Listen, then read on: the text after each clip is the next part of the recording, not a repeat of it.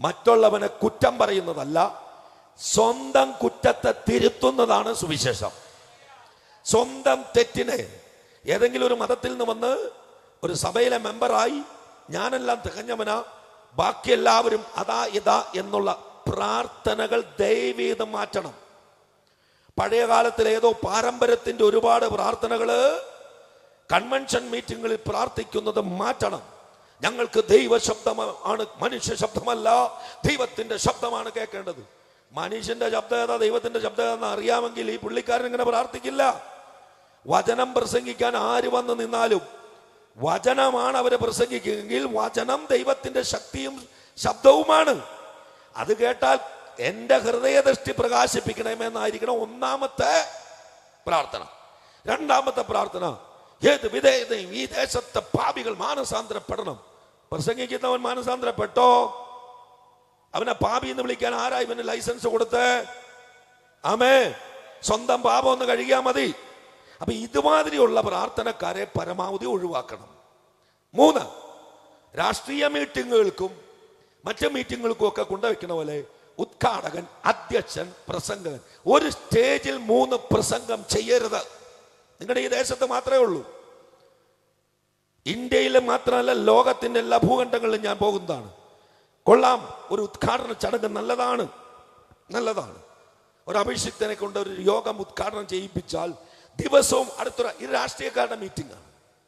കാരണം ദൈവാത്മാവ് പ്രസംഗിക്കാൻ പറയുന്നവന് കൊടുക്കുന്ന ആലോചനയ്ക്ക് വിരുദ്ധമായി പറഞ്ഞ അന്തരീക്ഷത്തെ കലക്കാൻ പല സ്ഥലങ്ങളിലും ഇപ്രകാരമുള്ള വ്യക്തികളെ പിശാച് ഉപയോഗിക്കും.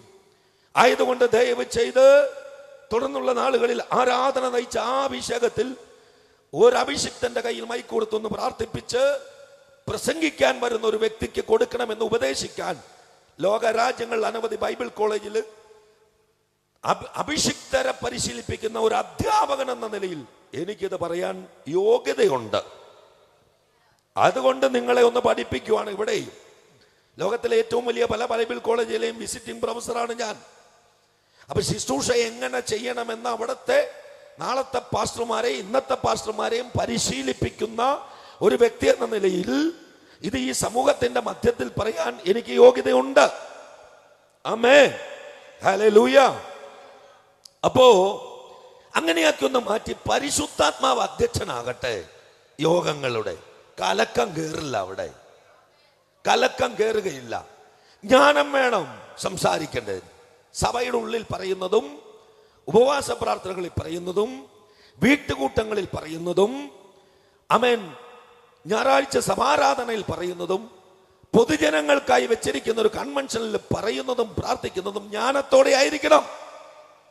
ആമേനില്ലല്ലോ, ആ പറയാതെ പോയാൽ പറ്റൂലല്ലോ. ഇതുകൊണ്ടാണ് ഡേറ്റ് കൊടുക്കില്ലാത്തത്. ഇപ്പൊ മനസ്സിലായോ? സുവിശേഷം ശുശ്രൂഷിച്ചിട്ട് ഇറങ്ങി പോകുമ്പോ ദുഃഖത്തോടെ പോകരുത്. കലക്കക്കാർക്ക് മൈക്ക് കൊടുക്കരുത്, അവസരം കൊടുക്കരുത്. ആമേൻ. ഈ വേഷം കെട്ടി വരുന്നവരെല്ലാം ബൈബിൾ പറയുന്നുണ്ട്, ആട്ടിൻ തോലിട്ട ചെന്നായ്ക്കളും സഭയ്ക്കുള്ളിലുണ്ട്. ഒട്ടും നന്നാവുകയില്ല, സ്വന്തം നന്നാവില്ല, സ്വന്തം സഭയെ നന്നാക്കില്ല, നാട്ടുകാരെ നന്നാക്കാൻ നടക്കുന്നവനല്ല സുവിശേഷകൻ. ഈ സുവിശേഷം പ്രസംഗിക്കുന്നവരെ കുറിച്ച്, സഭകളെ കുറിച്ച് പല തെറ്റിദ്ധാരണകൾ ജനങ്ങളുടെ മധ്യത്തിലുണ്ട്. അതാ അവർ രക്ഷിക്കപ്പെടാത്തത്. അപ്പൊ ആ തെറ്റുകൾ ചൂണ്ടിക്കാണിക്കാതെ ഏറ്റുപറയുകയും ചെയ്താൽ നന്നായിരിക്കും. വന്ന് നിന്നിട്ട് നാട്ടുകാരെ മുഴുവൻ കുറ്റം പറയുന്ന പ്രാർത്ഥനയല്ലാതൊന്നും.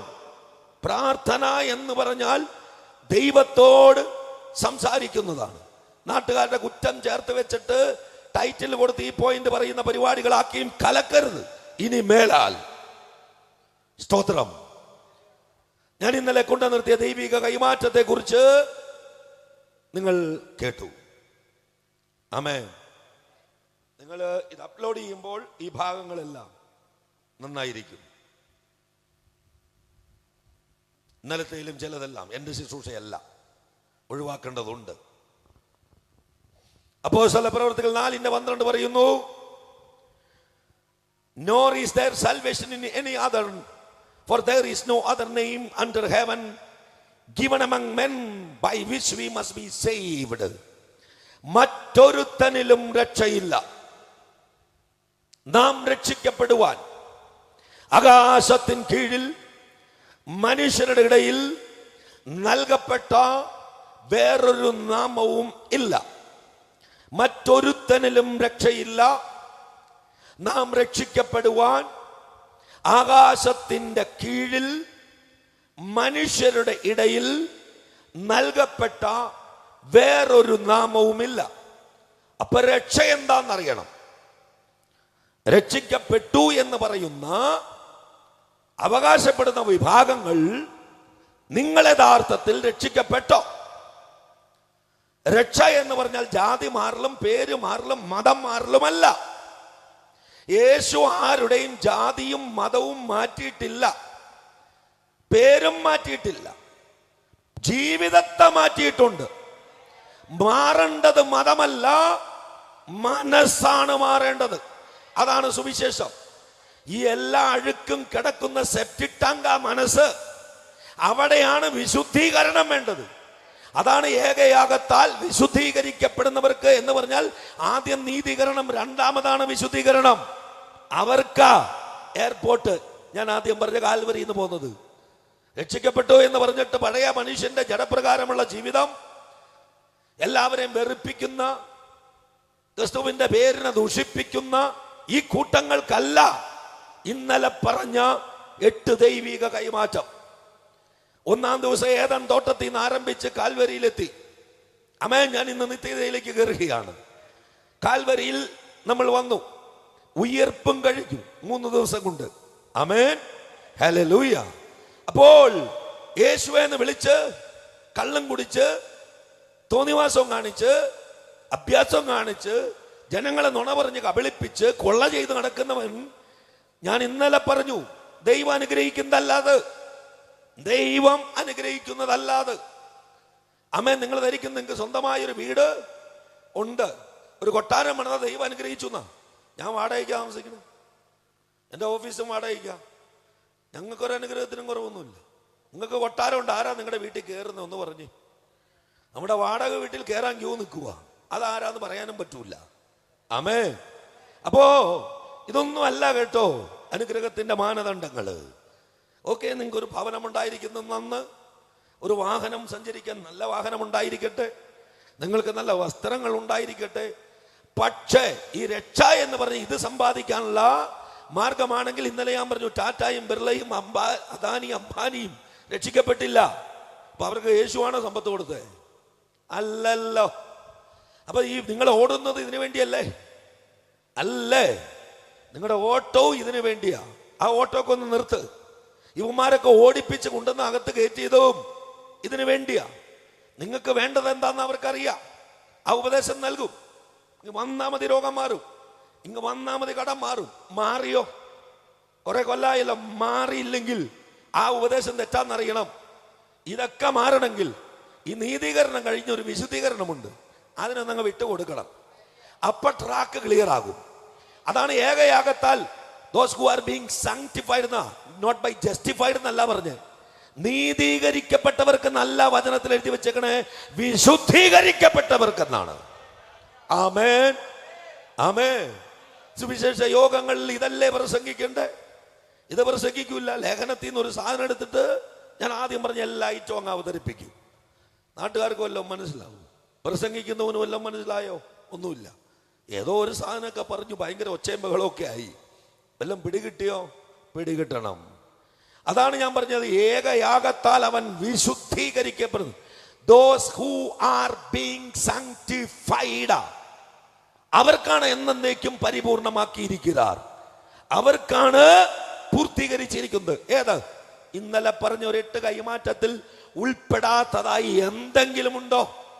നമ്മുടെ സന്തതി പരമ്പരകൾക്ക്, നമ്മുടെ കുടുംബ ജീവിതത്തിന്, വ്യക്തി ജീവിതത്തിന്, ആരോഗ്യത്തിന്, വിശുദ്ധമായ ജീവിതം നയിക്കാൻ, സാമ്പത്തിക നന്മകൾക്ക്, തലമുറകളുടെ നന്മകൾക്ക് എല്ലാമുള്ള കൈമാറ്റം നടത്തി കഴിഞ്ഞിട്ടുണ്ട്. പക്ഷേ ഇതൊന്നും കിട്ടാതിരിക്കുന്നതിന്റെ കാരണം എന്താ? നിങ്ങൾ ഇപ്പോഴും ആ നീതീകരണത്തിന്റെ വശത്ത് കിടക്കുകയാണ്. സുവിശേഷത്തിന്റെ ആദ്യ ഭാഗത്ത് മാത്രം കിടക്കുകയാണ്. അത് പൂർണ്ണമായിട്ടും വെളിപ്പെടുത്തി തരണം.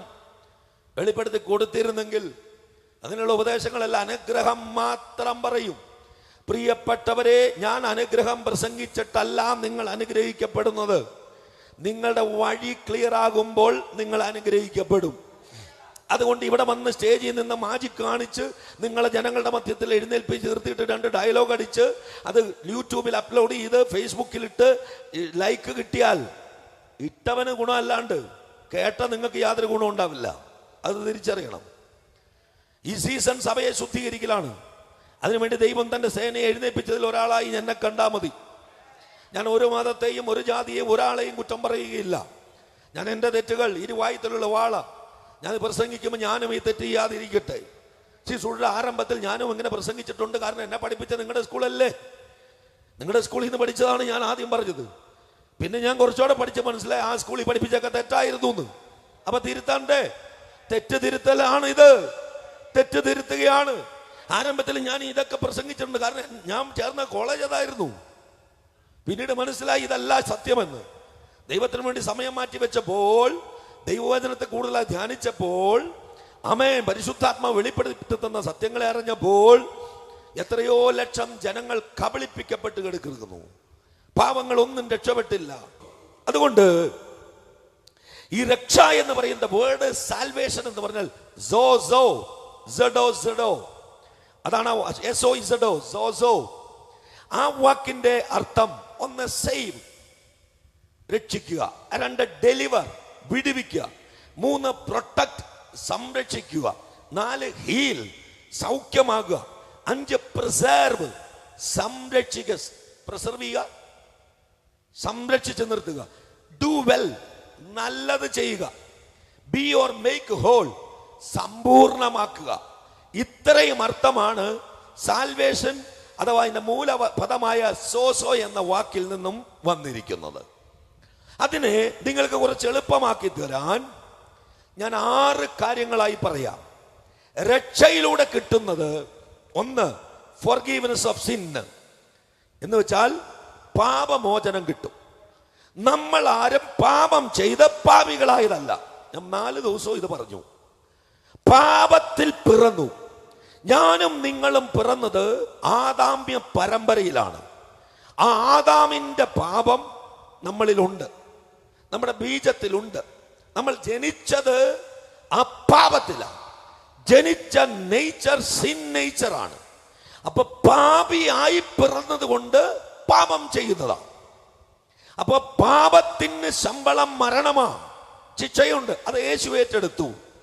യേശുവിനെ കർത്താവും രക്ഷിതാവുമായി സ്വീകരിക്കുമ്പോൾ ആ പാപി എന്ന പട്ടം മാറി നീതീകരിക്കപ്പെട്ടവനാകും. അപ്പൊ ഒന്നാമത്തത്, രക്ഷയുടെ ഒന്നാമത്തെ കാര്യം പാപമോചനമാണ്, ഫോർഗീവ്നെസ് ഓഫ് സിൻ. രണ്ടാമത്തത് ശാപവിമുക്തി, കേഴ്സ് ബ്രേക്കിംഗ് ആണത്. നമുക്കറിയാം, നമ്മൾ ഇപ്പൊ ഇസ്രായേലിയര് ദൈവത്തെ ആരാധിക്കുന്നവർ, മിസ്രൈമ്യർ പാപികൾ. അതാ മിസ്രൈമിനെ വരുത്തിയ വ്യാധികൾ ഒന്നും ഞാൻ നിനക്ക് വരുത്തില്ല വെച്ചാൽ ഐഡോളറ്റേഴ്സ്. അവർ വിഗ്രഹങ്ങളെ ആരാധിച്ചിരുന്നു, പാപികളായിരുന്നു, ജീവനുള്ള ദൈവത്തെ ആരാധിക്കാത്തവരായിരുന്നു. അപ്പോൾ ഇതെല്ലാം ശാപത്തെ കൊണ്ടുവരുന്നതാണ്.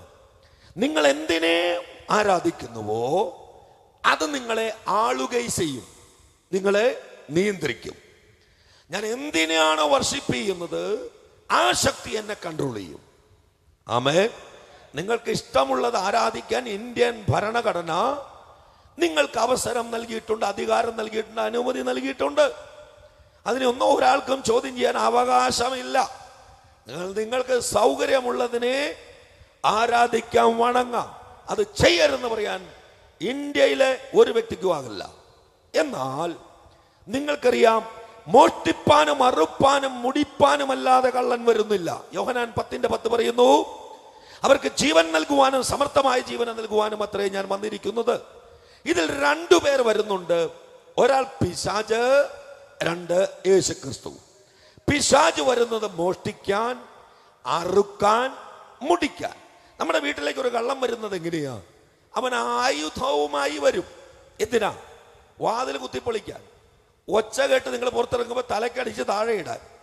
നിങ്ങളുടെ ഷെൽഫ് കുത്തിപ്പൊളിക്കാൻ ആയുധവുമായി വരും. സംരക്ഷിക്കാനല്ല ആയുധം, നമ്മളെ കൊല്ലാൻ വരുന്നതാണ്. മോഷ്ടിക്കുക, അറുക്കുക, മുടിക്കുക.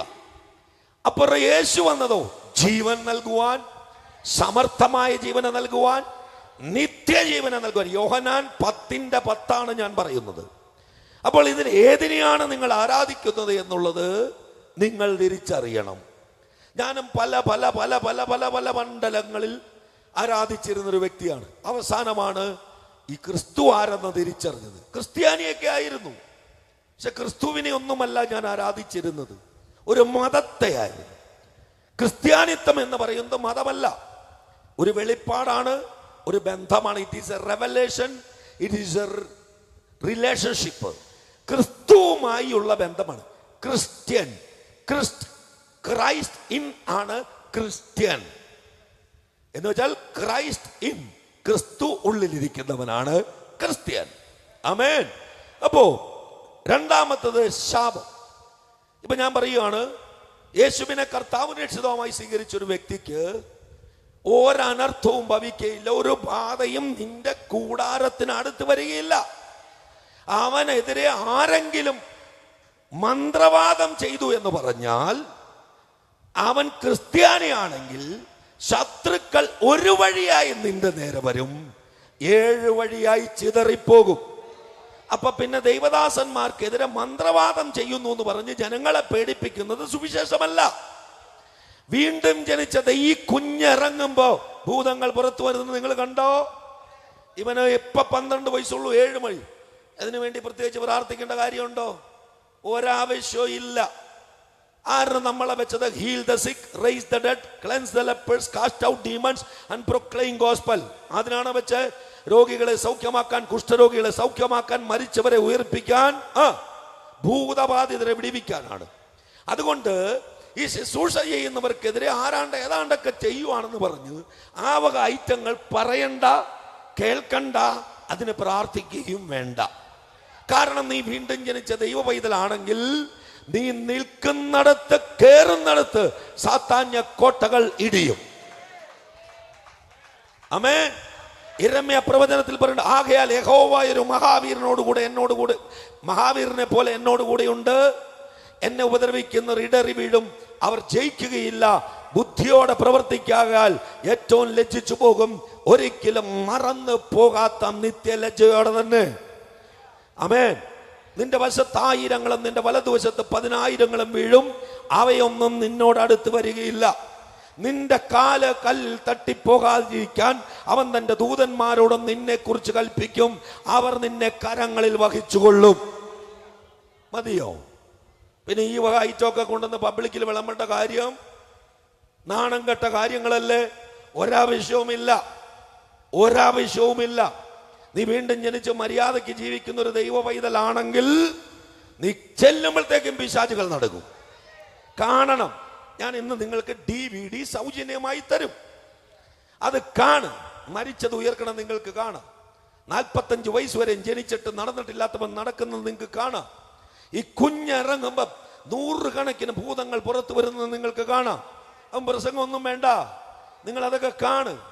ജന്മന അന്ധന്റെ കണ്ണ് തുറക്കുന്നത്, വണ്ടി കയറി ഇറങ്ങി നുറുങ്ങിപ്പോയ അസ്ഥിയിലേക്ക് കാല് കൊണ്ട് തൊടുമ്പോ ആ അസ്ഥി കൂടി വരുന്നത് നിങ്ങൾക്ക് കാണാം. ഇന്നല്ല, ഒരു 15 കൊല്ലം മുമ്പുള്ള കഥയാത്. ഇപ്പൊ ഇതൊന്നും ചിത്രീകരിക്കാൻ അനുവദിക്കാറില്ല, മൈക്ക് വെച്ച് ആവേശമൊന്നുമില്ല. ഇതൊന്നും ഒരു യൂട്യൂബിലും ഇടാനോ, ഒരു സ്ഥലത്തും ഞാൻ മീറ്റിങ്ങുകളിൽ എൻ്റെ കോൺഫറൻസുകളിൽ ക്യാമറ അനുവദിക്കുവോ? അനുവദിക്കില്ല. അവിടെ ദൈവപ്രവൃത്തി നടക്കും. കൺവെൻഷൻ ആയതുകൊണ്ട് ക്യാമറ അനുവദിച്ചത്. എനിക്ക് പബ്ലിസിറ്റി ഒന്നും വേണ്ട. ഞാൻ ഈ ലോകരാജ്യം മുഴുവൻ പോണത് ഈ പബ്ലിസിറ്റി ഇട്ടിട്ടൊന്നുമല്ല. ഒരു കൺവെൻഷൻ ആണല്ലോ ദേശം, സുവിശേഷം കേൾക്കട്ടെ എന്നുള്ളു. ഈ ഡീപ് ഡെലിവറൻസ് മിനിസ്ട്രി ഒക്കെ ചെയ്യുന്നിടത്ത് ക്യാമറ വെക്കില്ല, അത് ശരിയാകില്ല. വെച്ചാൽ നിങ്ങൾ ഇവിടെ കിടന്ന് ഉരുളും. അത് ക്യാമറയിൽ പബ്ലിക് പ്ലാറ്റ്ഫോമിൽ പോകാൻ പാടില്ല. ആമേൻ, ഹല്ലേലൂയ. അപ്പോ രണ്ടാമത്തത് കേഴ്സ് ബ്രേക്കിംഗ് ആണ്. യേശുവിനെ കർത്താവും രക്ഷിതാവുമായി സ്വീകരിക്കുമ്പോൾ ഒന്നാമത് പാപമോചനം. ജന്മപാപവും കർമ്മപാപവും. പാപത്തിൽ ജനിച്ചു, ആ പാപം കിടക്കുന്നുണ്ട്. പിന്നെ കിടക്കുന്ന നമ്മളായി ചെയ്തു കൂട്ടിയ സകല പാപങ്ങളും അത് യേശുവിന്റെ രക്തത്താൽ ആ പാപങ്ങൾ കഴുകും. ഒന്നാമത്തത് പാപക്ഷമ, രണ്ടാമത്തത് ശാപവിമുക്തി, മൂന്നാമത്തത് ഹീലിംഗ്, സൗഖ്യം. ഇതിനകത്ത് 4 തരം സൗഖ്യമുണ്ട്: ഫിസിക്കൽ, മെന്റൽ, സ്പിരിച്വൽ, ഇമോഷണൽ. ശാരീരികമായ സൗഖ്യം, മാനസികമായ സൗഖ്യം, വൈകാരികമായ സൗഖ്യം, ആത്മീകമായ സൗഖ്യം. ഈ സൗഖ്യത്തിന് അർഹനാവുകയാണ്. കേട്ടോ, അർഹനാവുകയാണ്. അതിന്റെ അർത്ഥം നീതീകരിക്കപ്പെട്ട ഉടനെ സൗഖ്യം കിട്ടുമല്ല, ചെറിയൊരൈറ്റൊക്കെ കിട്ടും. വിശുദ്ധീകരണത്തിലേക്ക് കയറുമ്പോൾ പൂർണ്ണ സൗഖ്യം തന്നെ. സൗഖ്യത്തിന് അവകാശിയ. ഞാൻ പറഞ്ഞുതരാം. ഇപ്പൊ എൻ്റെ ഈ മകന് 12 വയസ്സുണ്ട്. ഞാൻ അവൻ്റെ അക്കൗണ്ടിൽ ഒരു 10 കോടി രൂപ ഇട്ടു. കുറഞ്ഞു പോയോ? സുവിശേഷകരൊക്കെ മിനിമം ഒരു 10 കോടി ഇടണമല്ലോ. കുറഞ്ഞു പോയെങ്കിൽ കുറച്ചുകൂടെ കൂട്ടി പറയാം. തീരെ കുറഞ്ഞു പോയല്ലോ പാസ്റ്റർ, എല്ലാവരും പറഞ്ഞേക്കാളും ചെറുതാണല്ലോ പറഞ്ഞ്. മതിയെന്നേ. കോടീശ്വരൻ്റെ മകനായിട്ട് ജനിച്ചതാ, കോടീശ്വരനായിട്ട് ജീവിച്ചതാ. ഇതിനോടൊന്നും ഒരു ആർത്തിയില്ലെന്നേ. ഇതിൻ്റെ ഒന്നും പുറകെ അല്ല ഇപ്പം നടക്കണം. അതൊക്കെ വലിച്ചെറിഞ്ഞിട്ട് ഈ പുസ്തകം എടുത്തത് അരി മേടിക്കാൻ അല്ലെന്നേ, തൊഴിലായി അല്ലെന്നേ. അതല്ലേന്ന് ഈ ചങ്കൂറ്റം. ഇവിടെ വന്നിട്ട് വല്ലതും തരുമെന്ന് ഓർത്ത് സുഖിപ്പിച്ച് മാന്തിയിട്ട് പോവില്ല. തെറ്റ് കണ്ടാൽ നല്ല മാന്ത് കൊടുത്തിട്ട് പോവും. ആമേൻ, ഹല്ലേലൂയ. പ്രിയപ്പെട്ടവര്, അപ്പോ ഈ കുഞ്ഞിന്റെ പേരിൽ എത്ര കോടി ഇട്ടു? 10 കോടി. പിള്ളക്ക് വയസ്സ് എത്രയായി? 12 വയസ്സ്. എൻ്റെ വയസ്സ് അറിയാലോ. അപ്പോ ഇവന് ഈ പൈസ ബാങ്കിൽ നിന്ന് എടുക്കണമെങ്കിൽ, ഇടപാടുകൾ നടത്തണമെങ്കിൽ എത്ര വയസ്സാകണോ? 18 ആകണം. പണം അവൻ്റെ പേരിലുണ്ട്. 18 വരെയുള്ളൊരു മെച്യൂരിറ്റി ഉണ്ട്. ഒന്ന് ജീവിച്ച് മര്യാദയ്ക്ക് ക്രമമായി വന്ന് കഴിയുമ്പോൾ ഇത് പോയി എടുക്കാം. അല്ലാണ്ട് യേശുവെ ഞങ്ങൾ വിളിക്കുന്ന വഴി പോവാന്ന് പറഞ്ഞാൽ വിശ്വസിക്കരുത്, വിശ്വസിക്കരുത്. സമ്പത്ത് കുന്നുകൂട്ടുന്നൊന്നും ദൈവത്തിൽ നല്ല ഇവന്മാരെല്ലാം. ജനങ്ങളെ കൊള്ള എന്താണ്? സത്യം കേട്ടോളണം. പ്രിയപ്പെട്ടവരെ, സത്യം തിരിച്ചറിഞ്ഞോളണം. അനേകര് ഊരിക്കൊടുത്തതാ, അനേകര് വിറ്റ് കൊടുത്തതാ, കുന്നുകൂട്ടിയേക്കണേ. ഇത് ദൈവം ചെയ്തതൊന്നുമല്ല. അങ്ങനെ ഞാൻ ഒരു ദിവസം 10-12 മണിക്കൂറുകൾ ഇത്രയും കൊല്ലം വന്നിട്ട് ഒന്നും കുന്ന് കൂടിയില്ലല്ലോ മക്കളെ. കിടക്കാനൊരു കിടപ്പാടം പോലും ഉണ്ടാക്കിയില്ലല്ലോ. മനസ്സിലായില്ല അല്ലേ? ഓഫീസും വാടകയ്ക്ക, വീടും വാടകയ്ക്ക. നിങ്ങൾക്കൊക്കെ സ്വന്തമായിട്ട് വീടുണ്ടല്ലോ. ഞാൻ ഈ പണി മുഴുവൻ എടുത്തിട്ടൊന്നും, ഇതൊന്നും അല്ലാട്ടോ അനുഗ്രഹത്തിന്റെ അടയാളം. അത് പറയാനാ ഇത് പറഞ്ഞ്. ഞാനും വീടൊന്നും വെച്ച് തരണ്ട, അതിനുവേണ്ടി ഒന്നും ഇങ്ങോട്ട് കൊണ്ടുവരുവാൻ വേണ്ട. 5 ബംഗ്ലാവൊക്കെ ഉള്ളവനായിരുന്നല്ലോ, അറിയാമല്ലോ കഥയൊക്കെ. ഇനി അതിനേക്കാൾ വലുതൊന്നും ഇനി പണിയാനും പോണില്ല. അന്ന് പണിത് അത്രയും സ്ക്വയർ ഫീറ്റ്. ഇനിയിപ്പോൾ കുറെ കോടി വന്നാലും പണിയാൻ പറ്റുമോ? ലോകത്തിൽ കുറെ കളിച്ചതാ, മതി. അതൊന്നും അല്ലാന്ന് ഞാൻ തിരിച്ചറിഞ്ഞു. എൻ്റെ ധൈര്യം ഇതൊക്കെ കഴിഞ്ഞിട്ട് എന്നെ ഈ പുസ്തകം എടുപ്പിച്ചത്. ആമേൻ, ഹല്ലേലൂയ. അപ്പോ ഹീലിംഗിനുള്ള അവകാശം കിട്ടി. ഇതിൽ physical, mental, spiritual, mental, emotional and spiritual healing ഉണ്ട്. ഇതിൽ ആദ്യം കിട്ടുന്നത് ഏതെന്നറിയോ? ഫിസിക്കൽ തരും, ചെറിയ ഐറ്റം. മെന്റലും ഇമോഷണലും സ്പിരിച്വലുമായത് ഈ നീതീകരണത്തിൽ നിന്ന് അടുത്ത ഘട്ടമായ വിശുദ്ധീകരണത്തിലേക്ക് കയറണം. അഥവാ സോൾമാൻ രക്ഷിക്കപ്പെടണം. ഹല്ലേലൂയ. സ്പിരിറ്റ് മാൻ, ആത്മ മനുഷ്യൻ രക്ഷിക്കപ്പെട്ടപ്പോ ചെറിയൊരു ഐറ്റം കൊടുത്തു. ആമേൻ. അതല്ലേ ഞാൻ നിങ്ങളോട് പറഞ്ഞ, ഈ പ്രായത്തിൽ യാതൊരു രോഗവും എനിക്കില്ലല്ലോ. ഞാൻ ചെയ്യുന്ന ജോലി അനുസരിച്ച് എപ്പോഴേ അങ്ങോട്ട് പോകേണ്ടതാ. 4 മണിക്കൂർ വിശ്രമമോ 20 മണിക്കൂർ ജോലി. അതിനകത്ത് കുറഞ്ഞത് 10, 11, 12 മണിക്കൂർ പ്രസംഗിക്കാത്ത ദിവസങ്ങളില്ല. 4 മണിക്കൂറേ ഉറങ്ങുന്നുള്ളൂ. വൈദ്യശാസ്ത്രം പറയുന്നു 8 മണിക്കൂർ ഉറങ്ങിയില്ലെങ്കിൽ രോഗിയാകും. എൻ്റെ ആത്മീക മക്കളെല്ലാം ഒത്തിരി ഡോക്ടേഴ്സ് പിടിച്ചോണ്ട് പോയി. പപ്പാ യു മസ്റ്റ് കം കൊണ്ടുപോയി. എൻ്റെ മുടി നഖമൊക്കെ പരിശോധിച്ചു, ഒരു രോഗവും ഇല്ലല്ലോ. എന്തുകൊണ്ട്? അതിന് മറുപടി പറഞ്ഞാൽ മതി. ഇതിനു മുമ്പൊക്കെ ഒത്തിരി രോഗങ്ങളായിരുന്നു. ആ തലത്തെ ഭേദിച്ച് കയറണോ? അതിന് എൻ്റെ പുറകെ രോഗിക്ക് വേണ്ടി പ്രാർത്ഥിക്കുക, രോഗിക്ക് വേണ്ടി പ്രാർത്ഥിക്കുന്ന അവസാന ദിവസം ഒരു തീർ പ്രാർത്ഥനയുണ്ട്. ആമേൻ. അത് ചെയ്താൽ കഴിഞ്ഞ അതിൻ്റെ ഒരു കുറവ് കൊണ്ട് കൺവെൻഷന് ബലം കുറയണ്ട, സകല ആൾക്കാർക്കും പ്രാർത്ഥിക്കുമെന്ന്. ആമേൻ. അപ്പോ ഇവിടെ മൂന്നാമത്തെ ഘട്ടം ഹീലിംഗ് ആണ്. നാലാമത്തത് പ്രൊട്ടക്ഷൻ ഓഫ് ഗാഡ്. ദൈവത്തിന്റെ സംരക്ഷണം ഉണ്ടാകും. ദൈവത്തിന്റെ സംരക്ഷണം എന്ന് പറഞ്ഞാൽ ദൂതന്മാരുടെ പാതുകാപ്പ്, സംരക്ഷണം. ആമേൻ. ദൂതന്മാരുടെ സംരക്ഷണം നമുക്ക് വരും. ഏത് മണ്ഡലത്തിൽ കയറുമ്പോഴാണെന്നറിയോ? മര്യാദയായി ജീവിക്കുമ്പോൾ. നമ്മൾ ചെയ്യണതൊക്കെ ഞായറാഴ്ച വന്ന് ക്രിസ്ത്യാനി എന്ന് പറഞ്ഞ് നിൽക്കും. ബാക്കി സമയത്തൊക്കെ നമ്മുടെ ജീവിതം ദൂതൻ അടുത്ത് നിന്ന് കാണാവുന്നതാണോ? ദൂതന് കാണാവുന്നതാണോ നമ്മുടെ സ്വകാര്യ ജീവിതം? ദൂതൻ കണ്ണുമടച്ചുകൊണ്ട് വിട്ടോടാന്ന് പറഞ്ഞ് ഓടും. അവിടെ സംരക്ഷണം ഇല്ലാതെ പോകും. മര്യാദയ്ക്ക് ജീവിക്കുമ്പോൾ സ്വർഗത്തിന്റെ സംരക്ഷണം വരും. ആ മര്യാദയ്ക്ക് ജീവിക്കേണ്ടത് കഴിഞ്ഞ 3 ദിവസം ഞാൻ പറഞ്ഞു കഴിഞ്ഞു. എങ്ങനെയാണ് മര്യാദയ്ക്ക് ജീവിക്കുന്നത്? സ്വന്തം വഴികളെ വിട്ട് ദൈവ വഴികളിലേക്ക് വരുമ്പോൾ ആണ് ഈ മര്യാദയ്ക്ക് ജീവിക്കുന്നതെന്ന് ഞാൻ പറഞ്ഞത്. നിന്റെ വഴികളല്ല എൻ്റെ വഴികൾ, ഞാൻ നിന്റെ ചിന്തകളല്ല എൻ്റെ ചിന്തകൾ. ഇതിലേക്ക് വാന്ന പറഞ്ഞു, ഞാൻ വഴിയാണ്, സത്യമാണ്, ജീവനാണ്. അപ്പോ 5ാമത്തെ കാര്യം ബ്ലെസ്സിങ്സ് ഓഫ് ഗാഡ്. ദൈവത്തിൽ നിന്നുള്ള അനുഗ്രഹം. അനുഗ്രഹം പ്രസംഗിച്ച് കേട്ട ഒരുവനെങ്കിലും രക്ഷപ്പെട്ടോ പറന്ന്. ഈ കോവിഡ് കാലത്ത് ഇവന്മാരുടെ പ്രസംഗം കേട്ട് എത്ര പേർ വീണ്ടും വിശ്വാസത്യാഗത്തിൽ തിരിച്ചുപോയി. ക്രിസ്തുവിന്റെ നാമം ദുഷിച്ചോ, ക്രിസ്തുവിന്റെ പേര് ദുഷിപ്പിച്ചോ, കണക്കോർത്തോളം ഓക്സ്ഫോർഡ് യൂണിവേഴ്സിറ്റിയുടെ കണക്ക്, യേശുവിന്റെ ശരീരത്തിലെ മുറിവുകൾ. ലോകത്തിലെ ഏറ്റവും പ്രസിദ്ധരായ ശാസ്ത്രജ്ഞന്മാർ ഗവേഷണം നടത്തി പറഞ്ഞത് ഇന്നടെ നിങ്ങളുടെ മുമ്പിൽ ഞാൻ അവതരിപ്പിച്ചതാണ്. അത് കേട്ടിട്ട് ഉറങ്ങാൻ പറ്റിയോ ക്രിസ്തുവിനെ സ്നേഹിക്കുന്ന ഒരു വ്യക്തിക്ക്? അത് കേട്ടിട്ട് ഒരു തുള്ളി കണ്ണുനീർ വീഴ്ത്താതിരിക്കാൻ കഴിഞ്ഞോ ക്രിസ്തുവിനെ സ്നേഹിക്കുന്ന ഒരു വ്യക്തിക്ക്? കഴിയില്ല. അപ്പോ പ്രൊട്ടക്ഷൻ ഓഫ് ഗാഡ് കഴിഞ്ഞാൽ അടുത്തത് ബ്ലെസ്സിങ്സ് ഓഫ് ഗാഡ് ആണ്. ദൈവത്തിന്റെ അനുഗ്രഹം. ഇന്നലെ ഞാൻ പറഞ്ഞ കാൽവരി ക്രൂശിൽ കൈമാറിയ ആ അനുഗ്രഹം വന്ന് ചേരുന്നത് എവിടെയാണെന്നറിയാവോ? ഞാൻ ഈ പറഞ്ഞ വിശുദ്ധീകരണം കഴിയുമ്പോഴാണ്. ആമേൻ. അതല്ലേ വചനമല്ലേ? ഏകയാഗത്താൽ അവൻ വിശുദ്ധീകരിക്കും. അപ്പൊ ഏകയാഗം, ക്രിസ്തുവിന്റെ യാഗം കൊണ്ട് 3 കാര്യങ്ങൾ നടക്കും. 1 ജസ്റ്റിഫിക്കേഷൻ, 2 സാങ്ക്ടിഫിക്കേഷൻ, 3 ഗ്ലോറിഫിക്കേഷൻ. അപ്പൊ നീതീകരണം, വിശുദ്ധീകരണം, മഹത്വീകരണം. അതാണ് 3ാം ഘട്ടമാണ് മഹത്വീകരണം. ആമേൻ. അപ്പോ ഇനി 6ാമതായി നിത്യജീവൻ. അതെന്താ? അത് പറഞ്ഞു തരാം. ഈ ജീവപുസ്തകത്തിൽ പേരെഴുതി ചേർത്താൽ യേശു എന്ന് വിളിച്ചു. പള്ളിയുടെ പുസ്തകത്തിൽ രജിസ്റ്ററിൽ പേര് ചേർത്തോണ്ട് ജീവപുസ്തകത്തില്ല. ബൈബിളിൽ എവിടെയെങ്കിലും കിടപ്പുണ്ടോ ജീവപുസ്തകത്തിൽ നിന്നും പേര് മായ്ച്ചു കളയാതിരിപ്പാൻ? ഉണ്ടോ? തിരുവനന്തപുരത്തെ ബൈബിളിലുണ്ടോ? മാച്ച് കളയും. യേശുവിന്റെ പേരും പറഞ്ഞ് ഉടായിപ്പ് കാണിച്ച്, തട്ടിപ്പ് കാണിച്ച്, കൊള്ള ചെയ്ത് നടന്ന മായ്ക്കും. ചർച്ചിലെ രജിസ്റ്ററിൽ പേരുണ്ടാവും.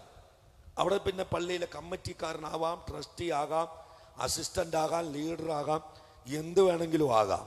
അവിടെ പേരുണ്ടാവും, പക്ഷെ മുകളിൽ പേരുണ്ടാകില്ല. ഫേസ്ബുക്കിൽ അഡ്രസ് ഉണ്ടാവും, ലൈഫ് ബുക്കിൽ ഉണ്ടാവില്ല.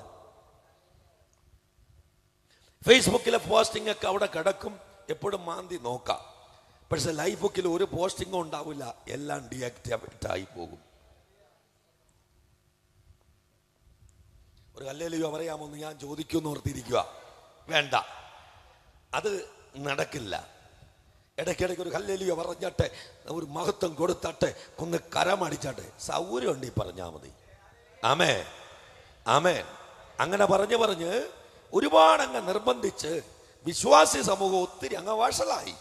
ഇനി ഒന്ന് തിരിഞ്ഞു നോക്കട്ടെ, സൗകര്യം ഉണ്ടെങ്കിൽ പറഞ്ഞാൽ മതി. ആമേൻ. ഇവിടെ ഞാൻ പറഞ്ഞു ഹല്ലേലൂയ എന്ന് പറഞ്ഞാൽ സ്വർഗത്തിലേക്ക് പോകില്ല. ഇവിടെ റൂഫ് ഇട്ടിട്ടുണ്ട്, അവിടെ തട്ടി താഴേട്ട് വരികയേ ഉള്ളൂ.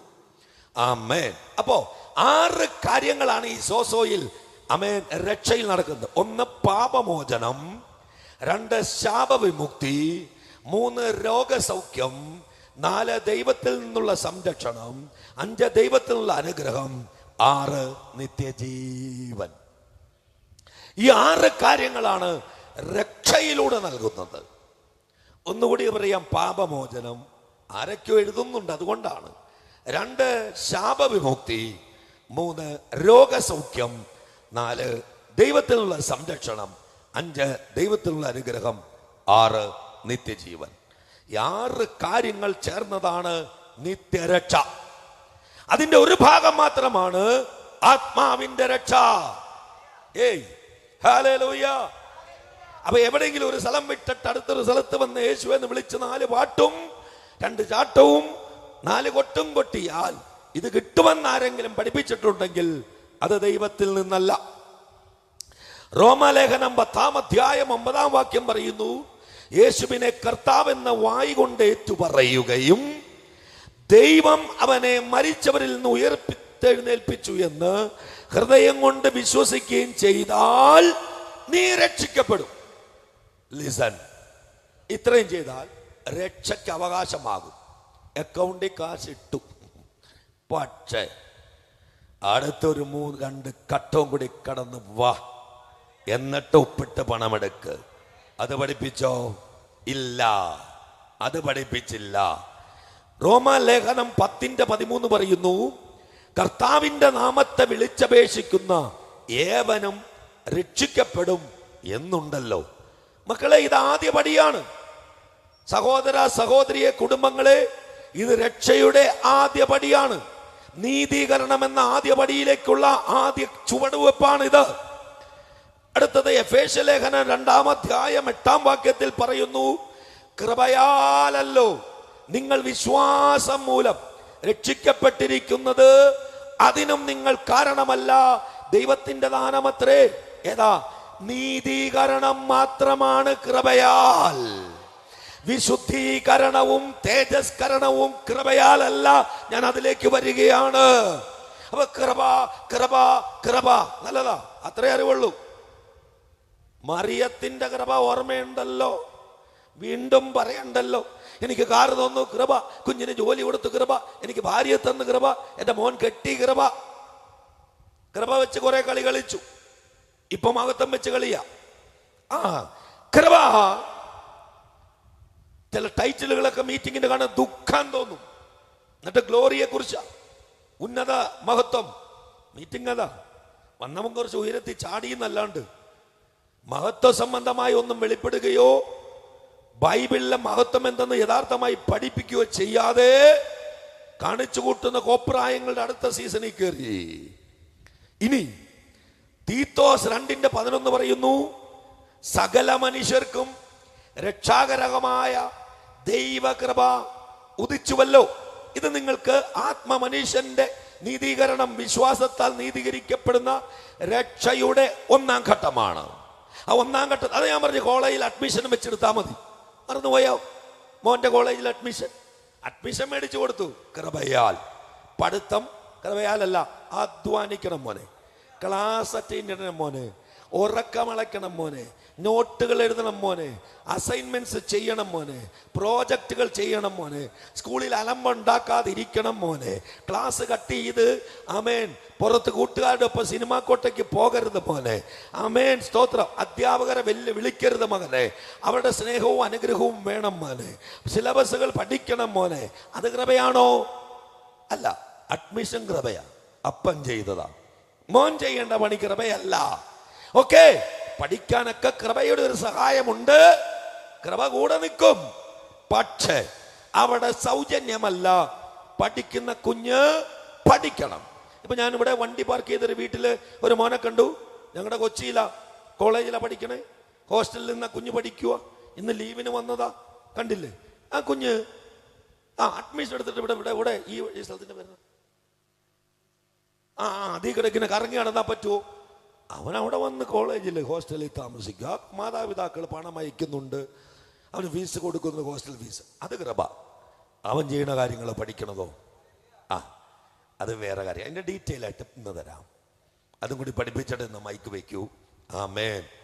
മത്തായി 11:28 പറയുന്നുണ്ട്, അധ്വാനിക്കുന്നവരും ഭാരം ചുമക്കുന്നവരുമായുള്ളവരെ എല്ലാവരും എൻ്റെ അടുക്കൽ വരുവിൻ, ഞാൻ നിങ്ങളെ ആശ്വസിപ്പിക്കും. ശരിയാണോ? അത് ഒരു ചെറിയ തെറ്റുണ്ട്, ഞാൻ ഇംഗ്ലീഷിൽ വായിക്കാം.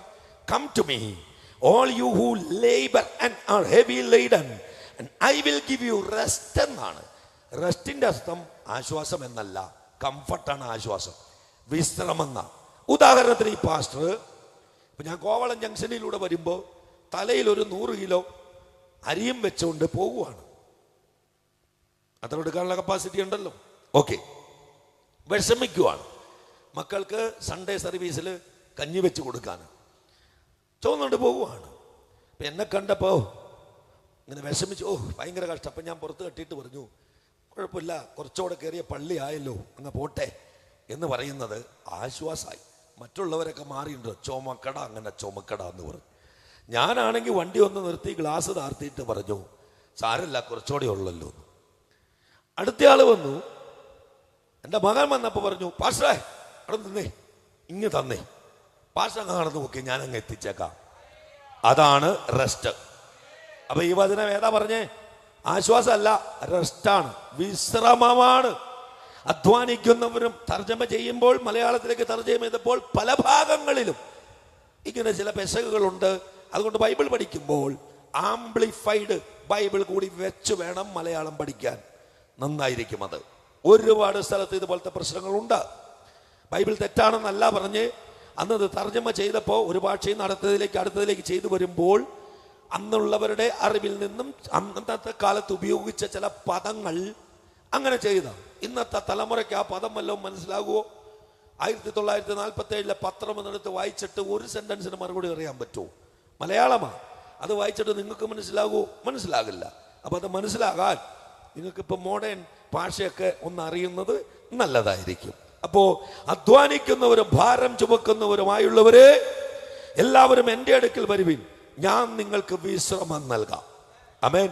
ഞാൻ സൗമ്യതയും താഴ്മയുമുള്ളവനാകിയാൽ എൻ്റെ നുകമേറ്റുകൊണ്ട് എന്നോട് പഠിപ്പിൻ. എന്നാൽ നിങ്ങൾക്ക് നിങ്ങളുടെ ആത്മാക്കൾക്ക് ആശ്വാസം കിട്ടും എന്ന് പറഞ്ഞാൽ ദൈവത്തിൻ്റെ ക്രിസ്തുവിൻ്റെ നുകം ഭാരമില്ലാത്തതാണ്. സൗമ്യതയും താഴ്മതയും ഉള്ളവനാകിയാൽ എൻ്റെ നുകം അത് നിങ്ങൾക്ക് ഭാരത്തെ നൽകില്ല. എന്നാൽ പിശാചിൻ്റെ നുകം നിങ്ങൾക്ക് മാറേണ്ടത് എന്താണെന്നറിയാവോ? കടമല്ല പ്രിയപ്പെട്ടവരെ മാറേണ്ടത്, കടഭാരമാണ്. ശരിയാണോ? രോഗമല്ല മാറേണ്ടത്, രോഗഭാരമാണ്. നിങ്ങൾ ഈ കടമുണ്ടായി കഴിഞ്ഞാൽ കിടന്ന് ഉറങ്ങാതെ വരുന്നത്, ഭാര്യയോട് വഴക്കുണ്ടാക്കും, മക്കളോട് വഴക്കുണ്ടാക്കും, കുടുംബനാഥനെ ഈ ഭാരം ചുമക്കണേ. അപ്പോൾ അതിന് ഇങ്ങനെയൊക്കെ എന്നാന്നൊക്കെ ചോദിച്ച് വഴക്ക് പറയും. നിങ്ങളെന്നാ അങ്ങ് എടുക്ക്. ഈ പാവങ്ങൾ കടം ചുമക്കുക, അവർ ദേഷ്യപ്പെടും, ഭാരം അവരുടെ ഉള്ളിൽ കിടക്കുക. അതിന് ഒരു നാട്ടിലൊരു കാര്യം പറയാം. ഒരപ്പച്ചൻ, പഴയ കാലഘട്ടത്തിൽ ഒരപ്പച്ചൻ ഈ പാടത്ത് ഉഴുവാനായിട്ട് പോയി, ഉഴവ് കറക്റ്റാണ് ഇവിടെ. എനിക്കിവിടെയും ജീവിച്ച് പോകാം. അപ്പോൾ പാടത്ത് ഉഴുവാനായിട്ട് പോയി. അപ്പോൾ ഒരു തൊണ്ടിലൂടെയാണ് പോകുന്നത്. 2 വശത്തും ഇങ്ങനെ മതില്, മണ്ണ് കൊണ്ട് കെട്ടിയതാണ്, കല്ലുകൊണ്ടല്ല. അവിടെ നിന്ന് ഇങ്ങനെ മുഴുവൻ ഈ ചെടികൾ, ഈ കൊമ്പ് ഇങ്ങനെ വളർന്നു കിടക്കുക. ഇതിൻ്റെ അടിയിൽ കൂടെയാണ് നടന്നു പോണേ പാടത്തേക്ക്, ഇടിഞ്ഞൊരു വഴിയിൽ കാളയെ കൊണ്ട് പോവുക. അപ്പം അങ്ങനെ പോയി കഴിഞ്ഞപ്പോൾ ഇതിൻ്റെ മുകളിൽ നിന്നൊരു പാമ്പ് ഈ അപ്പച്ചൻ്റെ തലയിട്ടൊന്ന് കൊത്തി. തല ഇതുപോലെ ഒരുപാട് മുടിയൊന്നുമുള്ള തലയല്ല, തിളക്കമുള്ള തലയാണ്.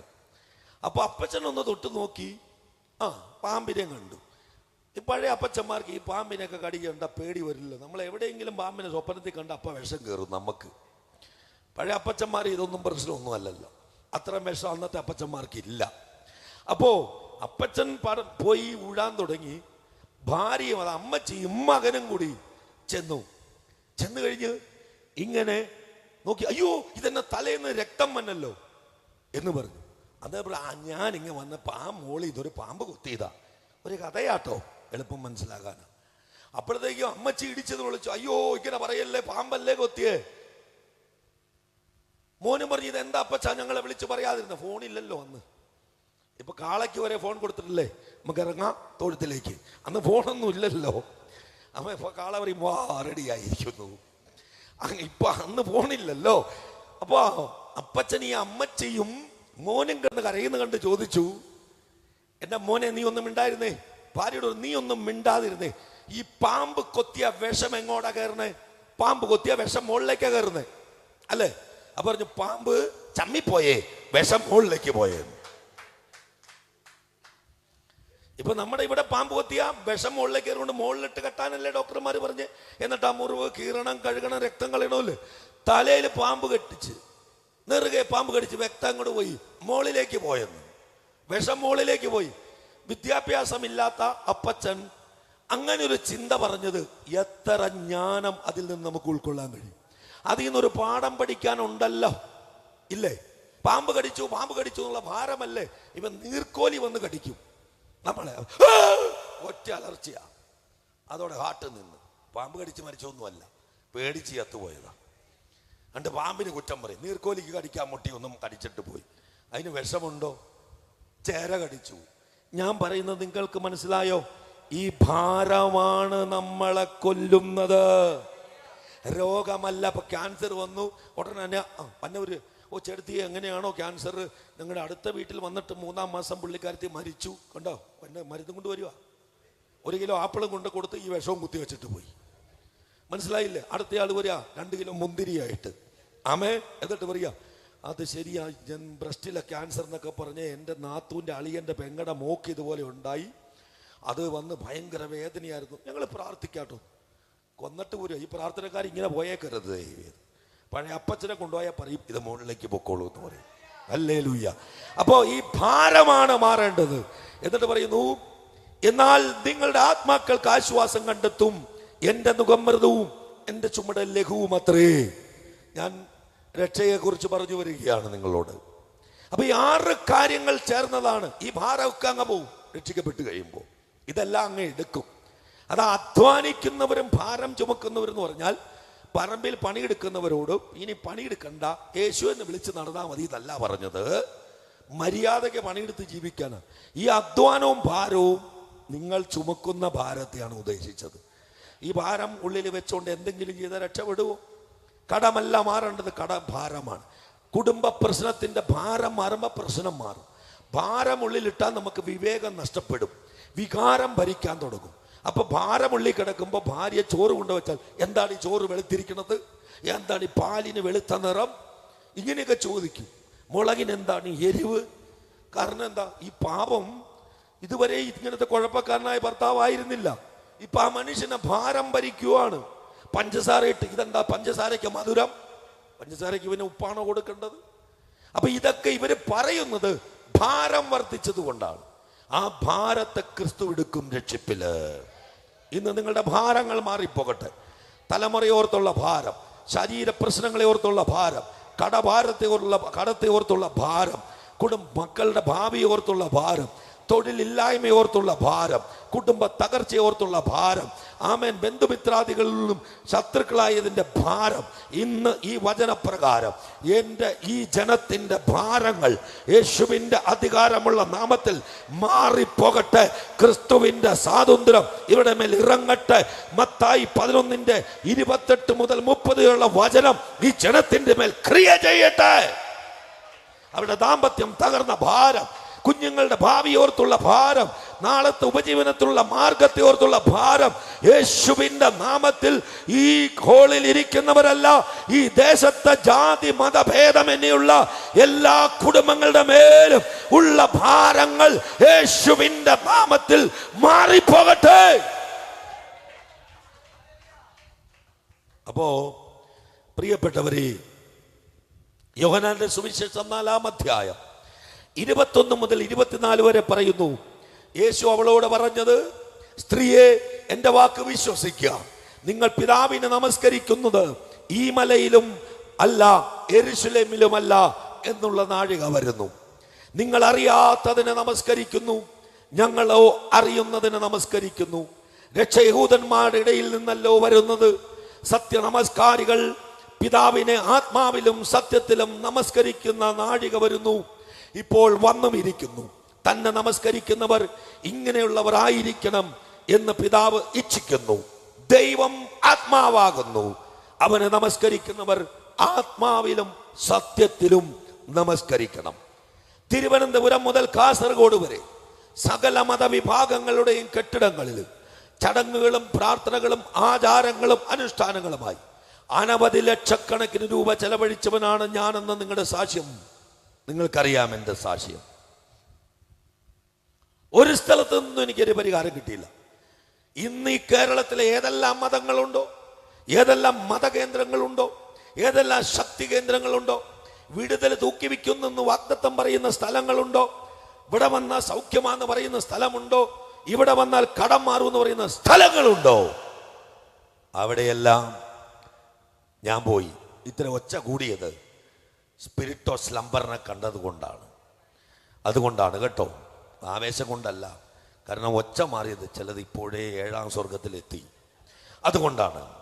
അപ്പോ ദൈവത്തെ ആരാധിക്കുന്നവൻ മലയുടെ മുകളിലല്ല, താഴ്വരയിലല്ല, ആത്മാവിലാണ് ആരാധിക്കേണ്ടത്. ആമേൻ. ആത്മാവിന് രക്ഷ കിട്ടും, ആത്മാവിൽ തുറങ്ങണം. നമ്മൾ അന്യരും പരദേശികളുമായിരുന്ന നമ്മൾ യേശുക്രിസ്തുവിന്റെ രക്തത്താൽ കുടുംബക്കാരായി, ദൈവത്തിന്റെ വീട്ടുകാരായി. ദാസന്മാരായിരുന്ന നമ്മൾ ഈ രക്ഷിപ്പിലൂടെ അബ്ബാ പിതാവേ എന്ന് വിളിക്കാനുള്ള പുത്രത്വത്തിന്റെ ആത്മാവ് എനിക്കും നിങ്ങൾക്കും കിട്ടി. ആമേൻ. അപ്പോൾ അഖിലാണ്ടത്തിന്റെ ഉടയവൻ, സ്വർഗം സിംഹാസനവും ഭൂമി പാദവിടവുമാക്കിയ സ്വർഗത്തിനും ഭൂമിക്കും നാഥനായ ഇസ്രായേലിന്റെ മഹാപരിശുദ്ധൻ എനിക്ക് അപ്പനായി മാറി. ഈ രക്ഷിപ്പിലൂടെ ആ അപ്പനെ ആരാധിക്കുന്നത്, ആമേൻ, മലയിലുമല്ല, ഈ മലയിലുമല്ല. ഈ അപ്പൻ മനുഷ്യന്റെ കൈ കൊണ്ടുണ്ടാക്കിയ ഒരു സ്ഥലത്തല്ല ഇരിക്കുന്നത്. നിങ്ങളൊരു കാര്യം പ്രത്യേകമായി കേൾക്കേണ്ടത് എന്തെന്നാൽ, രക്ഷയുടെ 3 ഘട്ടങ്ങൾ. ഒരുപാട് ഡീറ്റെയിൽ ആയി പറഞ്ഞാൽ നിങ്ങൾക്ക് എത്രത്തോളം മനസ്സിലാകുമെന്ന് അറിയില്ല, സമയത്തിന്റെ പരിമിതി ഉണ്ട്. നിങ്ങൾ കൃപയാലാണ് നീതീകരിക്കപ്പെട്ടത്. ഈ ഏറ്റു പറഞ്ഞു, വായി കൊണ്ട് ഏറ്റു പറയുമ്പോൾ കൃപയാൽ നീതീകരിക്കപ്പെട്ടു, രക്ഷയിലേക്ക് കയറി. അതോടെ എല്ലാം തീർന്നു. ഭവനക്കാരായി ആരെങ്കിലും പറയണമെങ്കിൽ ഇല്ല മക്കളെ, അടുത്തൊരു സ്റ്റെപ്പുണ്ട്. കൃപയാൽ നീതീകരിക്കപ്പെട്ടു.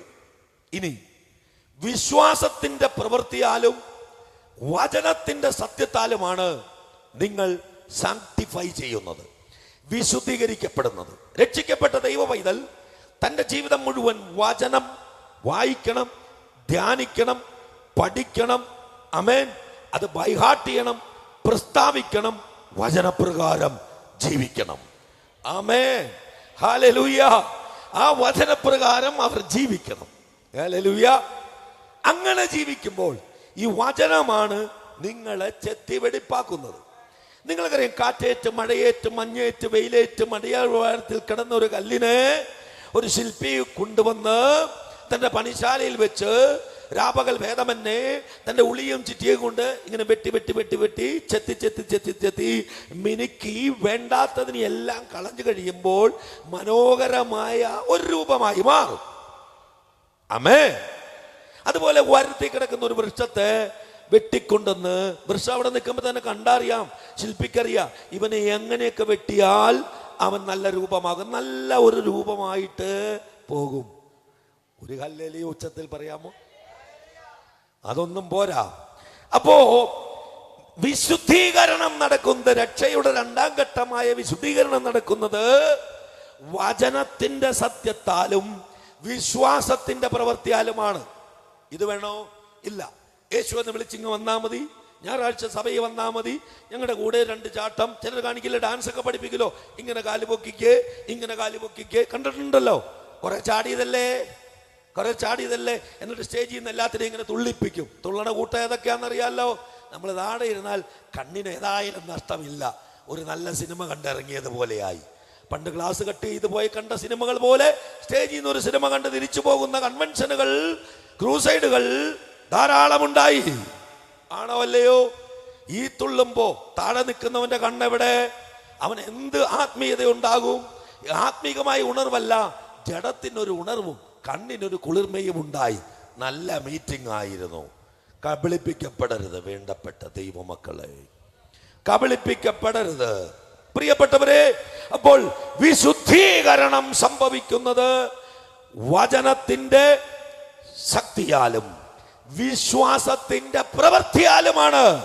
അപ്പോ ആ സാധനം കൃപയാലല്ല, കൃപയാൽ നീതീകരിക്കപ്പെട്ടു. വചനത്താൽ, സത്യത്താൽ, വിശ്വാസത്തിന്റെ പ്രവൃത്തിയാൽ വിശുദ്ധീകരിക്കപ്പെട്ടു. ഇനി അത് കഴിഞ്ഞിട്ട് വേണ്ട മഹത്വീകരണം. അതെന്തെന്നറിയോ?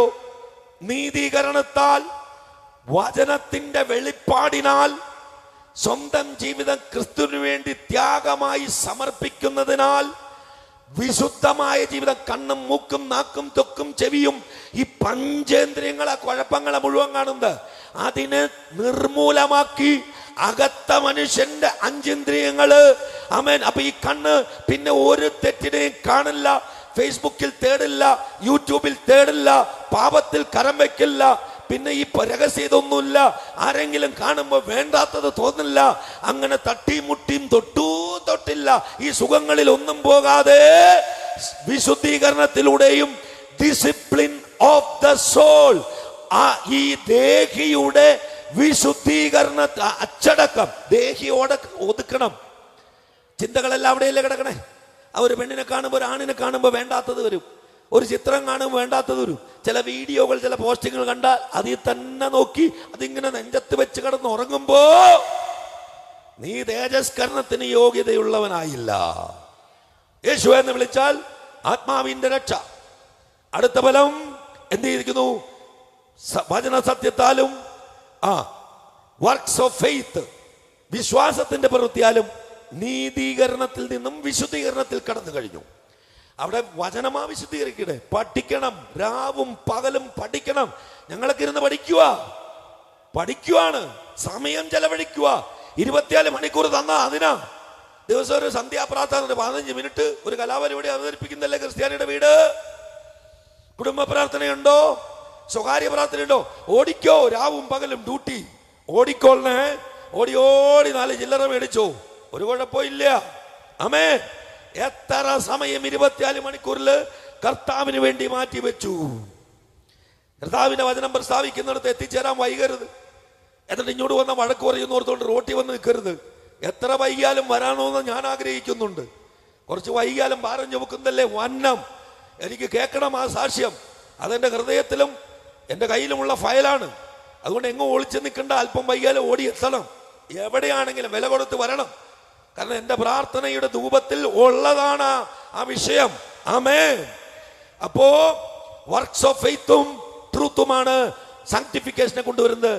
മഹത്വീകരണം, രക്ഷിപ്പിന്റെ 3-ാം ഘട്ടമായ മഹത്വീകരണം, റൈച്ചസ്നസ്, നീതിയാൽ, റെവലേഷൻ, വചനത്തിന്റെ വെളിപ്പാടിനാൽ. അതാ Christian life is A life of revelation എന്ന് ഞാൻ പറഞ്ഞില്ലേ.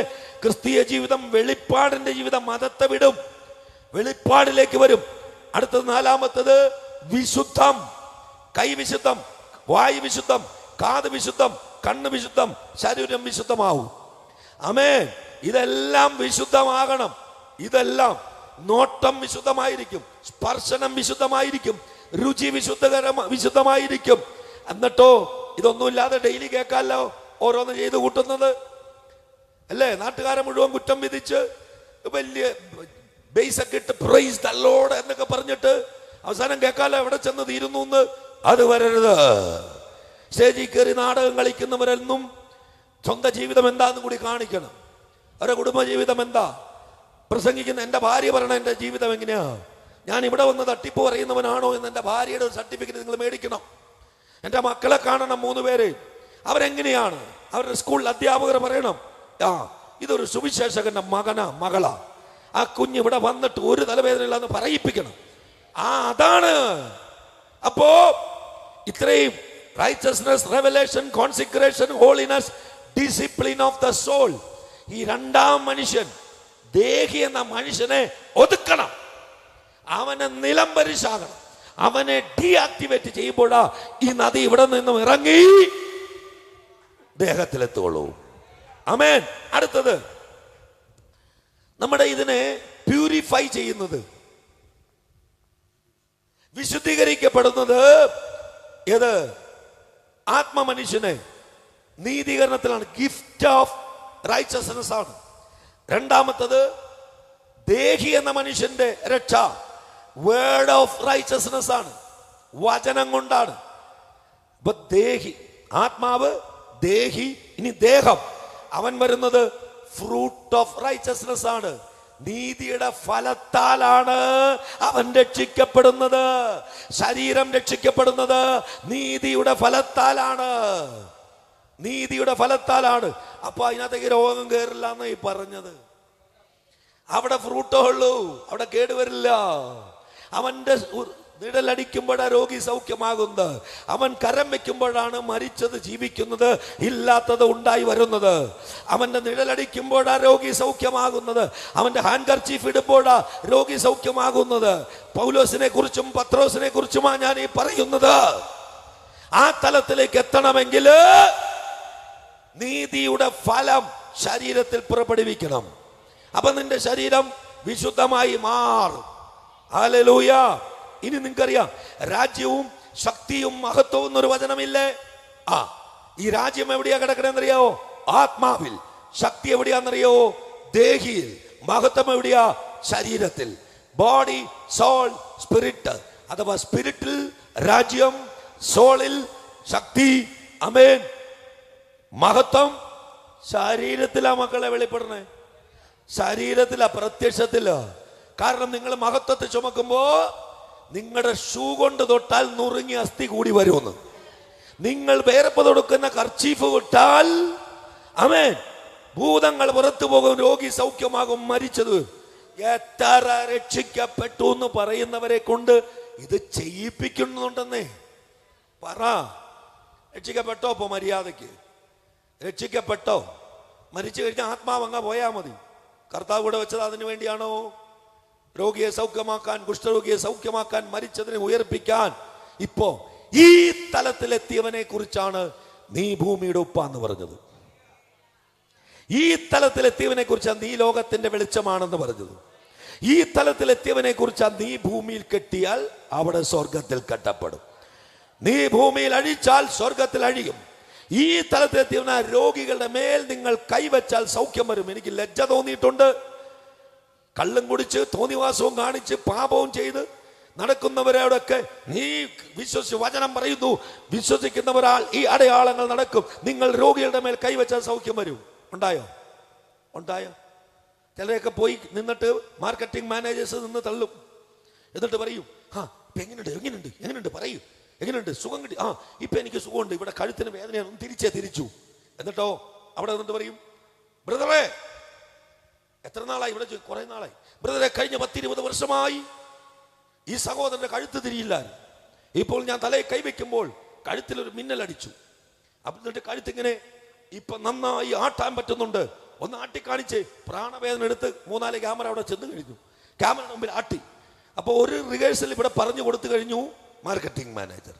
തൊട്ടടുത്ത ആള് ചോദിക്കും, ബ്രദറെ ശരിയാണോ ഈ പറഞ്ഞു? അതെ. ഇത്ര വർഷമായിട്ട് പ്രശ്നമായിരുന്നു? 2 ക്യാമറ മുമ്പിൽ. അതെ. വന്നപ്പോ പ്രശ്നമായിരുന്നു? അതെ. ഇപ്പൊ എങ്ങനെയുണ്ട്? മാറിപ്പോയി, ഭയങ്കരമായി മാറി. പിറ്റേ ദിവസം കുറച്ചെങ്കിലും അടുക്കാവുന്ന കഴുത്ത് പിറ്റേ ദിവസം ഇങ്ങനെയായി പോയി, കള്ളം പറഞ്ഞതിന്. ഇതൊന്നും അല്ലാട്ടോ സാക്ഷ്യം.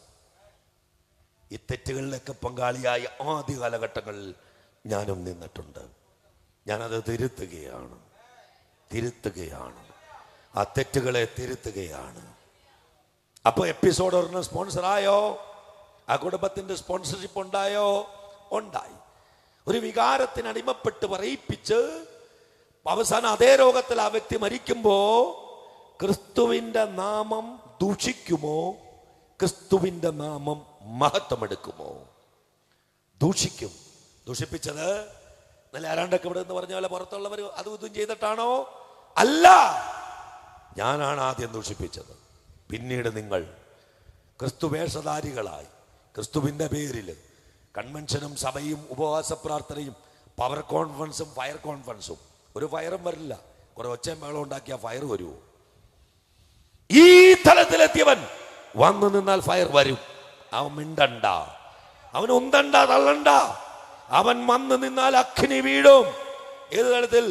ദേഹവും ദേഹിയും ആത്മാവും, അഥവാ ആത്മാവും ദേഹിയും ദേഹവും, അഥവാ സ്പിരിറ്റും സോളും ബോഡിയും രക്ഷിക്കപ്പെടുന്നവൻ. ഈ ബോഡി കൂടി രക്ഷിക്കപ്പെടുമ്പോഴാ ജഡത്തിന്റെ ഒരു പ്രവൃത്തി ഉണ്ടാകില്ല. അവിടെ അങ്ങനെയുള്ളിടത്ത് ഞാൻ നിങ്ങളോടൊരു കാര്യം പറയാം. ഈ സോളിൽ, അഥവാ ആദ്യം വിശ്വാസത്താൽ നീതീകരിക്കപ്പെട്ടു. രണ്ടോ, വചനത്താലും വിശ്വാസത്തിന്റെ പ്രവൃത്തിയാലും രക്ഷിക്കപ്പെട്ട രണ്ടാമത്തെ ആളാരാ? സോൾ, ദേഹി. ആ ദേഹി അവിടെ കിടക്കുന്നത് കുറഞ്ഞത് ഏതൊക്കെയാണെന്നറിയോ? ഒന്ന്, ദുർനടപ്പ് കിടപ്പുണ്ട്, വചനം കൊണ്ട് വെട്ടണം. അശുദ്ധി കിടപ്പുണ്ട്, വചനം കൊണ്ട് കളയണം. ദുഷ്കാമം കിടക്കുന്നുണ്ട്, കളയണം. വിഗ്രഹാരാധന എന്ന് പറഞ്ഞാൽ കല്ലുകൊണ്ടോ മണ്ണുകൊണ്ടോ രൂപങ്ങൾ ഉണ്ടാക്കി വെച്ചത്, അതിനെ വണങ്ങുന്നതിനെ അല്ല. അതും അതാണ്. പക്ഷേ നിങ്ങൾ നിങ്ങളുടെ ജീവിതത്തിൽ ഏറ്റവും കൂടുതൽ സമയം ഏതിനു വേണ്ടി ചെലവഴിക്കുന്നുവോ അതാണ് വിഗ്രഹം. അപ്പൊ ഫേസ്ബുക്ക് അല്ലേ വിഗ്രഹം? യൂട്യൂബ് അല്ലേ വിഗ്രഹം? സോഷ്യൽ മീഡിയ അല്ലേ വിഗ്രഹം? TV അല്ലേ വിഗ്രഹം? ഇതിലേതിനാണോ തൊഴിലല്ലേ വിഗ്രഹം? നിങ്ങൾ സമയം കൂടുതൽ ചെലവഴിക്കുന്നത് ആ വിഗ്രഹാരാധന.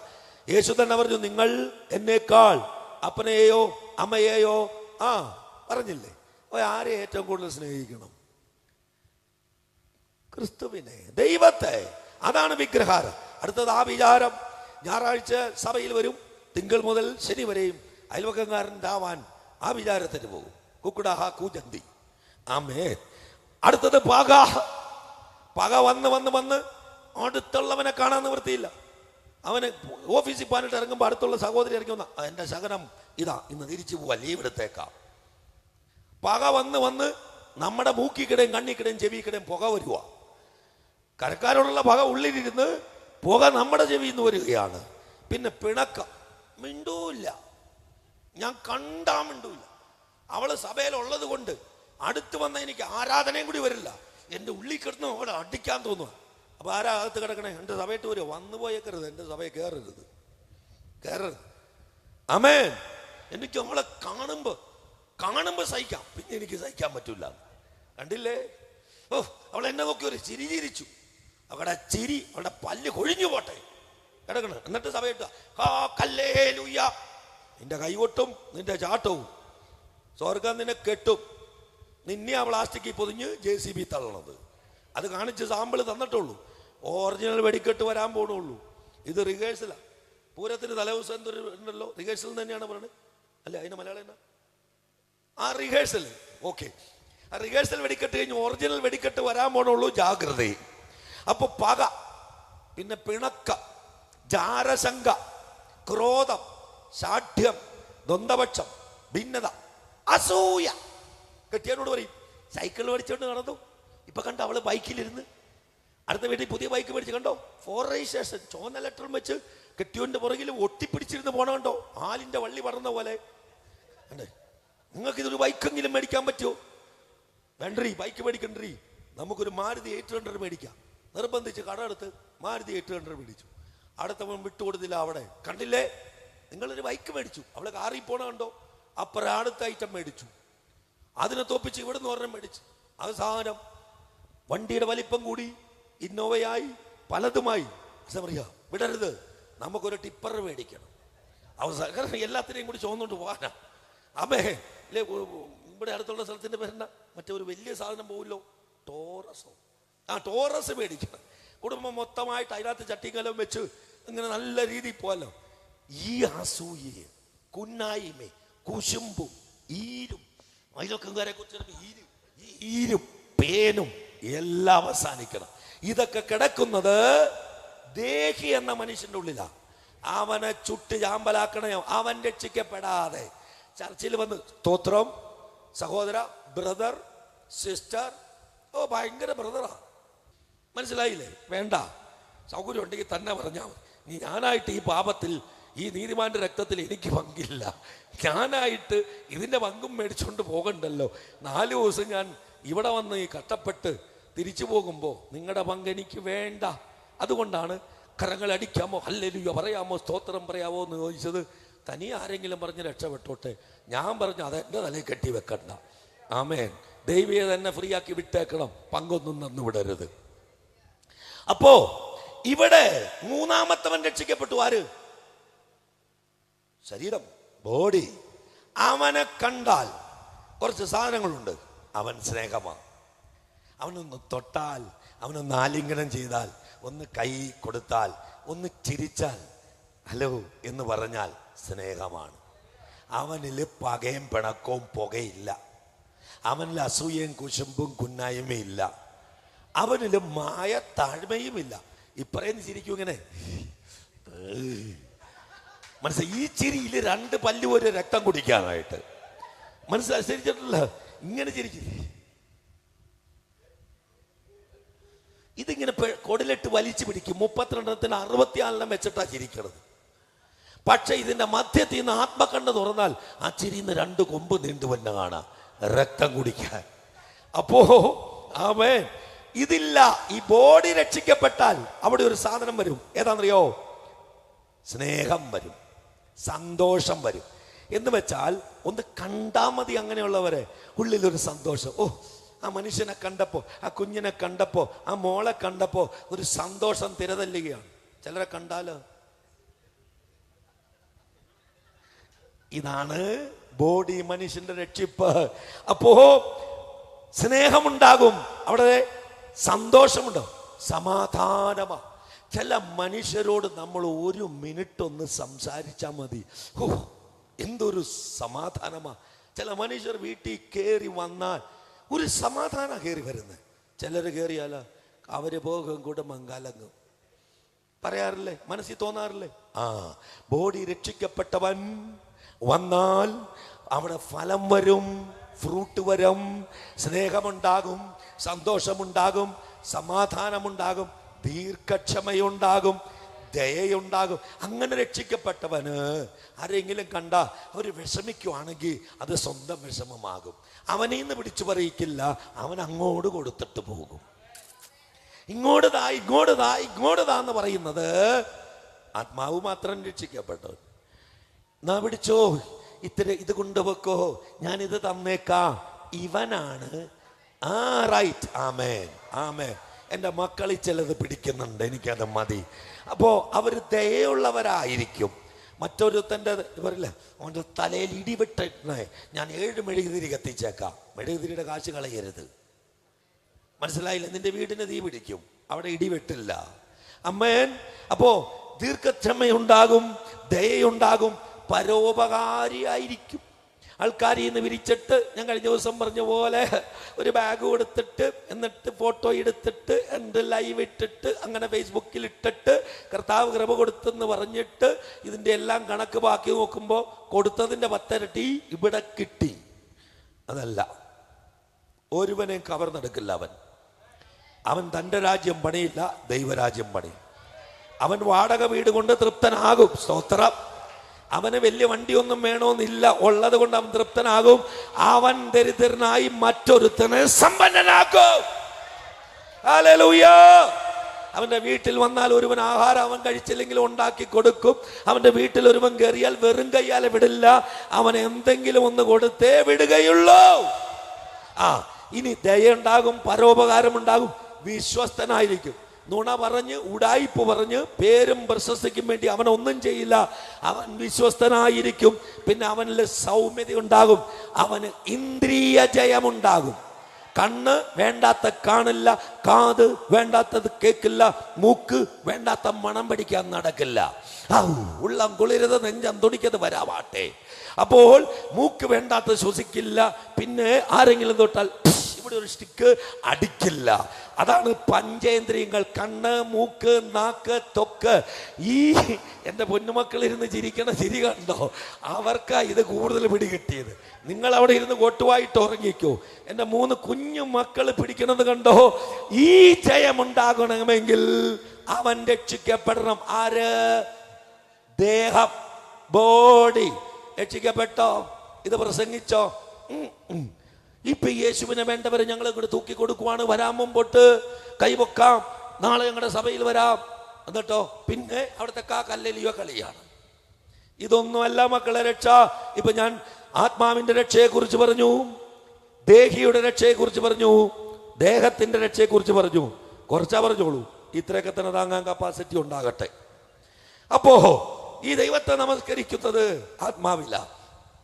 അതിൻ്റെ അർത്ഥം കാർ ഓടിക്കുമ്പോഴും, പണിയെടുക്കുമ്പോഴും, അരി വയ്ക്കുമ്പോഴും, കറി വയ്ക്കുമ്പോഴും, കറിയൊക്കെ വെക്കുമ്പോ ഇവനെ കൊണ്ട് നീക്ക് പണിയൊക്കെ എടുത്തെന്ന് പറഞ്ഞ് പ്രാഗി നേർന്ന് കടുകൊക്കെ വറക്കുമ്പോ ചട്ടകം കൊണ്ട് അങ്ങോട്ടും ഇങ്ങോട്ടും തട്ടിയിട്ടിട്ട് ഈ പൊറോട്ടയൊക്കെ എടുത്തിട്ട് ഇങ്ങനെ ആട്ടിച്ച് പരത്തിയിട്ട് ഒറ്റയടിയൊക്കെ കൊടുക്കണ പോലെ ഇങ്ങനെ ചെയ്യരുതട്ടോ, പാവങ്ങളാണ്.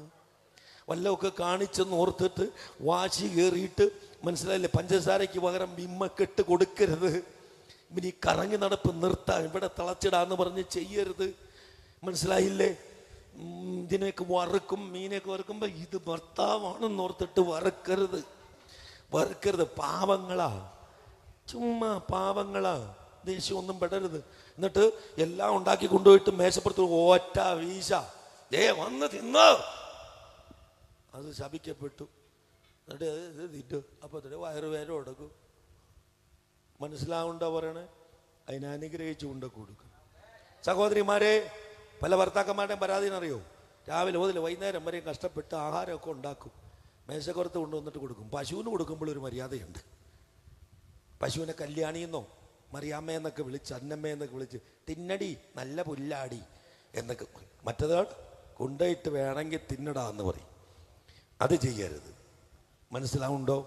ഇങ്ങനത്തെ പ്രവചനമൊക്കെ കേട്ടിട്ടുണ്ടോ? ഇത് ഒറിജിനൽ പ്രവചനമാണ്. ഇത് ഇവിടെ ഇരിക്കുന്നവരുടെ കഥ തന്നെയാണല്ലോ. അതിനിവിടെ ഒരു പ്രത്യേക ജെർക്കിങ്ങും വോയിസ് മോഡുലേഷനും ബാസും ഒന്നും വേണ്ട കേട്ടോ. അങ്ങനെയൊക്കെ നിങ്ങളെ പലരും പഠിപ്പിച്ചു വെച്ചിട്ടുണ്ട്. ഇതൊന്നും അല്ല കേട്ടോ. ഇപ്പൊ കാര്യങ്ങൾ മനസ്സിലായല്ലോ. എന്നിട്ട് കൊണ്ടു കൊടുത്തിട്ട്, ചേട്ടാ കഴിക്കാൻ വരാം. അണ്ണാ, ഞങ്ങൾ എറണാകുളം ചേട്ടനാണ്. അണ്ണ തെറ്റിപ്പറഞ്ഞ് ക്ഷമ ചോദിക്കുക. ഇനി ഇവിടെ വന്ന് ചേട്ടനാക്കിയേക്കരുത്. അണ്ണ കഴിക്കണ്ണ, കൂടെ ഇരിക്കണം അണ്ണ. അണ്ണിയും കൂടെ ഇരുന്ന് കുറച്ച് പരിപ്പ്, കുറച്ച് സാമ്പാർ, കുറച്ച് മോര് ഇങ്ങനെ ഇട്ട് കൊടുക്കണം. അപ്പം അങ്ങോട്ട് കൊടുത്ത് ഇങ്ങോട്ട് കൊടുത്ത് അങ്ങനെ എല്ലാവരോടും ഒന്ന് കഴിച്ചു നോക്കിയേ. അങ്ങനെ കുടുംബത്തിൽ ഒരുമിച്ച് ആഹാരം കഴിച്ചാൽ ആ കുടുംബം സ്വർഗമാകും. ഇവിടുത്തെ കഴിക്കലെങ്ങനെയാ? മോനെടുത്തോണ്ട് ബെഡിലേക്ക് പോകും, മോളെടുത്തോണ്ട് പടിഞ്ഞാറപ്പുരയിലേക്ക് പോകും, അപ്പനിരുന്ന് മേശപ്പുറത്തിരിക്കും, വേറൊരുത്തൻ നടന്ന് വാരി തിന്നും, ഭാര്യ അവസാനം ഉണ്ടെങ്കിൽ കല ഉടയ്ക്കും. ഇതല്ലേ വീട്ടിലെ ആഹാരം കഴിപ്പ്? ഈ മനുഷ്യൻ രക്ഷിക്കപ്പെട്ടാൽ ഇതെല്ലാം അങ്ങ് മാറും.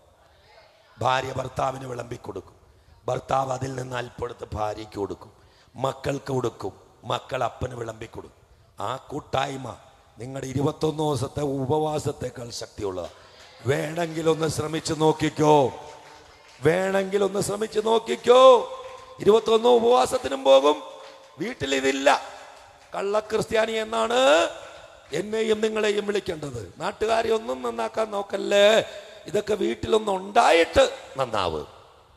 നിങ്ങളിൽ എത്ര പേർ ഒരുമിച്ച് പ്രഭാത ഭക്ഷണം കഴിക്കുന്നുണ്ട്, ഒരുമിച്ച് ലഞ്ച് കഴിക്കുന്നുണ്ട്, ഒരുമിച്ച് അത്താഴം ഡിന്നർ കഴിക്കുന്നുണ്ട്? ഒന്ന് കഴിച്ചു നോക്ക്. ഒരുപാട് നീണ്ട പ്രാർത്ഥനകളും ലിസ്റ്റ് വെച്ച് അതിനുവേണ്ടി ഈ വക പരിപാടിയായിട്ട് ഇനി ഇറങ്ങിയേക്കരുത്, എന്റർടൈനും ചെയ്യിപ്പിക്കരുത്. ഒന്ന് കഴിച്ചു നോക്ക് മക്കളെ, നിങ്ങളുടെ ജീവിതത്തിൽ ഉണ്ടാകും. അതുണ്ടാകണമെങ്കിൽ ഞാൻ ആ പറഞ്ഞ ഫലങ്ങൾ വരണം. ആത്മമനുഷ്യൻ മാത്രമല്ല, ദേഹി മനുഷ്യനും ദേഹമനുഷ്യനും രക്ഷിക്കപ്പെടുന്ന കുടുംബം. പിശാച് നിങ്ങളുടെ 7 അയൽവക്കത്ത് വരില്ല. ഇപ്പൊ ഇന്നലെ ആരാണ്ട് പറഞ്ഞ പോലെ ആർക്കാണ്ട് വേണ്ടി ഏതാണ്ടൊക്കെ ചെയ്യുവാന്ന്, ചെയ്യാനിരിക്കുന്നിടത്തുനിന്ന് അവൻ പൊട്ടിത്തെറിക്കും. അത് ഇങ്ങോട്ടൊന്നും വരില്ല. ഇതൊന്നുമില്ലാണ്ട് ഈ പേരും പറഞ്ഞ് യേശുനാമവും പറഞ്ഞ് ഉടായിപ്പും കാണിച്ച് നടക്കുന്നവന് പൊട്ടിത്തെറിക്കും. അവന് ദൈവത്തിന്റെ സംരക്ഷണമില്ല. രക്ഷയുടെ കുറച്ചെങ്കിലും മനസ്സിലായോ? ഇനി ഞാനൊരു ചോദ്യം ചോദിക്കട്ടെ. ഈ ദൈവം എവിടെയാ വസിക്കുന്നത്? സകലതിനെയും ഒറ്റ വാക്കിനാൽ ഉരുവാക്കിയ എന്റെ ദൈവം തന്റെ കൈ കൊണ്ട് ഒന്നിനെ മാത്രമേ ഉരുവാക്കിയുള്ളൂ. അത് മനുഷ്യനെയാണ്. സ്വർഗത്തെ, ഭൂമികളെ, നക്ഷത്രഗോളങ്ങളെ, സൂര്യചന്ദ്രാദി നക്ഷത്രങ്ങളെ, സാഗരത്തെ, നദികളെ, പുഴകളെ, പക്ഷിമൃഗാദികളെ, മത്സ്യസമ്പത്തിനെ, പുഷ്പങ്ങളെ, താഴ്വരകളെ, കുന്നുകളെ, ആകാശത്തെ ചാണുകൊണ്ട് അളന്നവൻ, ഭൂമിയിലെ പൊടിയ നാഴിയിൽ കൊള്ളിച്ചവൻ, പർവ്വതങ്ങളെ വെള്ളിക്കോലുകൊണ്ടും കുന്നുകളെ തുലാസിലും തൂക്കിയവൻ. ആ ദൈവം തന്റെ കരം കൊണ്ട് ഒന്നിനെ മെനഞ്ഞോളൂ. എന്തിനെയാ? അതൊരാലയമാണ്. താൻ തന്റെ കരം കൊണ്ടൊരാലയത്തെ പണിതാണ് ഞാനും നിങ്ങളും. എന്തിനെന്നറിയോ? മനുഷ്യന്റെ കൈകൊണ്ട് മെനയുന്നതിൽ വസിക്കാൻ വസിക്കാത്തവൻ തന്റെ കരം കൊണ്ടൊരാലയത്തെ പണിതാണ് ഞാനും നിങ്ങളും.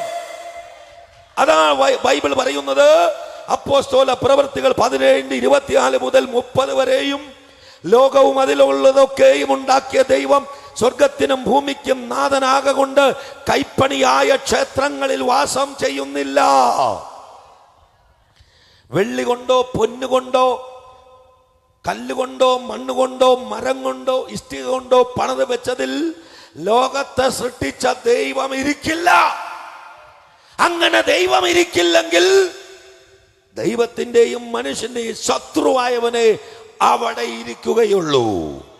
എന്നിട്ട് പറയാണ്, താൻ എല്ലാവർക്കും ജീവനും ശ്വാസവും സകലവും കൊടുക്കുന്നവനാകിയാൽ വല്ലതിനും മുട്ടുള്ളവൻ എന്ന പോലെ മനുഷ്യ കൈകളാൽ ശുശ്രൂഷ ആവശ്യപ്പെടുന്നില്ല. എന്ന് വെച്ചാൽ ഞാൻ ഈ ദൈവത്തെ ചുമന്നുകൊണ്ട് നടക്കണ്ട, ഈ ദൈവത്തെ ഞാൻ കുളിപ്പിക്കണ്ട, ഈ ദൈവത്തിന് നിക്കറും ഷർട്ടും ഇടിക്കണ്ട, ഈ ദൈവത്തിന് ഞാൻ സാരി ഉടിപ്പിക്കണ്ട. ഞാൻ ചുമക്കുന്നതല്ല ദൈവം, എന്നെ ചുമക്കുന്നവനാണ് ദൈവം. ഈ സത്യമറിയാതിരിക്കാൻ ലോകത്തിന്റെ പ്രഭുവായ പിശാച് മനുഷ്യന്റെ കണ്ണിനെ കുരുടാക്കി വെച്ചെങ്കിൽ നീ IAS IPS മാസ്റ്റേഴ്സും PhD എടുത്താലോ ഈ സത്യം അറിയില്ല. ഈ സത്യം ഞാൻ അറിഞ്ഞിരുന്നില്ല. ഇത്രയും വിദ്യാഭ്യാസ സ്ഥാപനങ്ങളെല്ലാം നടത്തിയ എനിക്ക് തന്റെ കുഞ്ഞുങ്ങളെയും കൊന്ന് ആത്മഹത്യക്ക് പോകുമ്പോൾ ശ്രീലങ്കയിൽ നിന്നും അഭയാർത്ഥിയായി വന്ന ഒരു 3ാം ക്ലാസ്സുകാരനാണ് ഈ സത്യത്തെ എനിക്ക് വെളിപ്പെടുത്തി തന്നത്. കേരളത്തിൽ നിങ്ങൾ എത്ര വിദ്യാഭ്യാസമുള്ള ദൈവദാസന്മാരുണ്ടായിരുന്നു, എന്റെ ദൈവം അയച്ചില്ല. എല്ലാം അറിയാമെന്ന് അഹങ്കരിച്ച് ലോകത്തിന്റെ പട്ടവും പദവിയുമായി മതനേതാവായി സഭയുടെ തലപ്പത്ത് കയറിയിരുന്ന എനിക്ക് ഈ സത്യ സുവിശേഷത്തെ പറഞ്ഞു തന്നത് 3ാം ക്ലാസ് മാത്രം പഠിച്ച ഒരു ശ്രീലങ്കൻ അഭയാർത്ഥിയായിരുന്നു. ക്രിസ്ത്യാനിയായിരുന്നില്ല. യാക്കോബായ പള്ളിയുടെ ട്രസ്റ്റിയും പള്ളി കമ്മിറ്റിയിലെ തലപ്പതുമായിരുന്നു എൻ്റെ പിതാവും ഞാനുമെല്ലാം. പള്ളി ഭരിക്കുന്ന പള്ളി പ്രമാണിയായിരുന്നു ഞങ്ങളെല്ലാം. എൻ്റെ സാക്ഷ്യം നിങ്ങൾ കേട്ടതല്ലേ? കേട്ടില്ലെങ്കിൽ ഇന്ന് DVD സൗജന്യമായി തരും. അത് കേട്ടു നോക്ക്. യൂട്യൂബിൽ പോയാൽ മതി. ഗ്രേസ് റിവൈവൽ ചർച്ച് അടിച്ചു കൊടുത്താൽ മതി. കഴിഞ്ഞ കൊല്ലം ഞാൻ വന്ന് ശുശ്രൂഷിച്ച 7.5 ലക്ഷത്തിൽ പരം പേര് അത് കണ്ടിട്ടുണ്ട്. കയറി കണ്ടോ? ഡോക്ടർ ബാബു കെ മാത്യു ഒന്ന് ടൈപ്പ് ചെയ്താൽ മതി, കയറി കാണാ സാക്ഷ്യം. അപ്പൊ ഭൂതലത്തിലെങ്ങും കുടിയിരിപ്പാൻ അവൻ ഒരുത്തനിൽ നിന്ന് മനുഷ്യജാതിയെ ഒക്കെയും ഉളവാക്കി അവരുടെ നിവാസത്തിന് അതിരുകളും കാലങ്ങളും നിശ്ചയിച്ചു. അവർ ദൈവത്തെ തപ്പി നോക്കി കണ്ടെത്തുമോ എന്ന് വിചാരിച്ച് അവനെ അന്വേഷിക്കേണ്ടതിന് തന്നെ എറണാകുളത്ത് നിന്ന് ഈ തിരുവനന്തപുരത്ത് എൻ്റെ പ്രശ്നത്തിന് പരിഹാരം തേടി ഭാവി പറയുന്നവരുടെ അടുക്കൽ ഞാൻ വന്നതാ. തിരുവനന്തപുരം കാസർഗോഡ് വരെ സകല മതവിഭാഗങ്ങളിലും സകല ശക്തി കേന്ദ്രങ്ങളിലും ആമേൻ പൂജകളും ചടങ്ങുകളും പ്രാർത്ഥനകളും മതാചാരങ്ങളും മതചടങ്ങുകളുമായി 115 രൂപ പലിശയ്ക്ക് മുദ്രപത്രവും ചെക്കും ഒപ്പിട്ട് കൊടുത്ത് ഞാനും എൻ്റെ ഭാര്യയും കൊടുത്ത് ഈ കുഞ്ഞുങ്ങളെയും തൂക്കിക്കൊണ്ട് നിങ്ങളുടെ ദേശത്തും വന്നതാ എൻ്റെ പ്രശ്നത്തിന് പരിഹാരം തേടാൻ. എല്ലാവർക്കും ലക്ഷങ്ങൾ കൊടുത്തു. സകല മതങ്ങൾക്കും കടം വാങ്ങി അവർക്ക് അത് ഇത് ചെയ്യുന്ന പാപി പറയുന്നവർ ചാർത്തിൽ എഴുതി തരുന്നത് വെച്ചുകൊണ്ട് ഞാൻ പറഞ്ഞ് കടം വർദ്ധിച്ച് അവസാനം എൻ്റെ കോളേജിന്റെ പ്രിൻസിപ്പലായിരുന്ന എൻ്റെ ജീവിത പങ്കാളി 1.5 വയസ്സും 7 വയസ്സുമുള്ള 2 മക്കളെയും വിട്ട് ഒരു സാരി തുമ്പിൽ തൂങ്ങി ആത്മഹത്യ ചെയ്തത് ദൈവത്തെ തപ്പി നോക്കി ദൈവമെന്ന് പറഞ്ഞ് പലരും ഭാവി പ്രവചിച്ച് ചതിച്ചു വഞ്ചിച്ച് 5 കോടിയുടെ കടത്തിലിരുന്ന ഞങ്ങളെ വീണ്ടും കോടികളുടെ കടമാക്കി കൊള്ള ചെയ്ത് അവസാനം പ്രാണത്യാഗം ചെയ്യേണ്ടി വന്നു. എൻ്റെ ജീവിത പങ്കാളി ഒരു ഫാനിൽ തൂങ്ങി ആത്മഹത്യ ചെയ്ത് 1.5 വയസ്സും 7 വയസ്സുമുള്ള എൻ്റെ മക്കൾ കാണേണ്ടി വന്നു. എനിക്ക് സംഭവിച്ചത് നിങ്ങൾക്ക് സംഭവിക്കാതിരിക്കാൻ, എൻ്റെ ഭാര്യയ്ക്ക് സംഭവിച്ചത് നിങ്ങൾക്ക് സംഭവിക്കാതിരിക്കാൻ, എൻ്റെ പൊന്നു മകനും മകൾക്കും സംഭവിച്ചത് ഈ പൊന്നു മക്കൾക്ക് സംഭവിക്കാതിരിക്കാൻ ഈ സത്യത്തെ ലാഭേച്ഛയില്ലാതെ പണപ്പിരിവ് നടത്താതെ കഴുത്തിൽ ഒരു ഇത് കിട്ടാതെ ഡിമാൻഡ് ചെയ്യാതെ ലോകത്തിൽ പോയി ഈ സുവിശേഷം ഞാൻ പ്രസംഗിക്കുന്നത്. എനിക്ക് കിട്ടിയ സൗജന്യ രക്ഷ നിങ്ങൾക്ക് കിട്ടണം.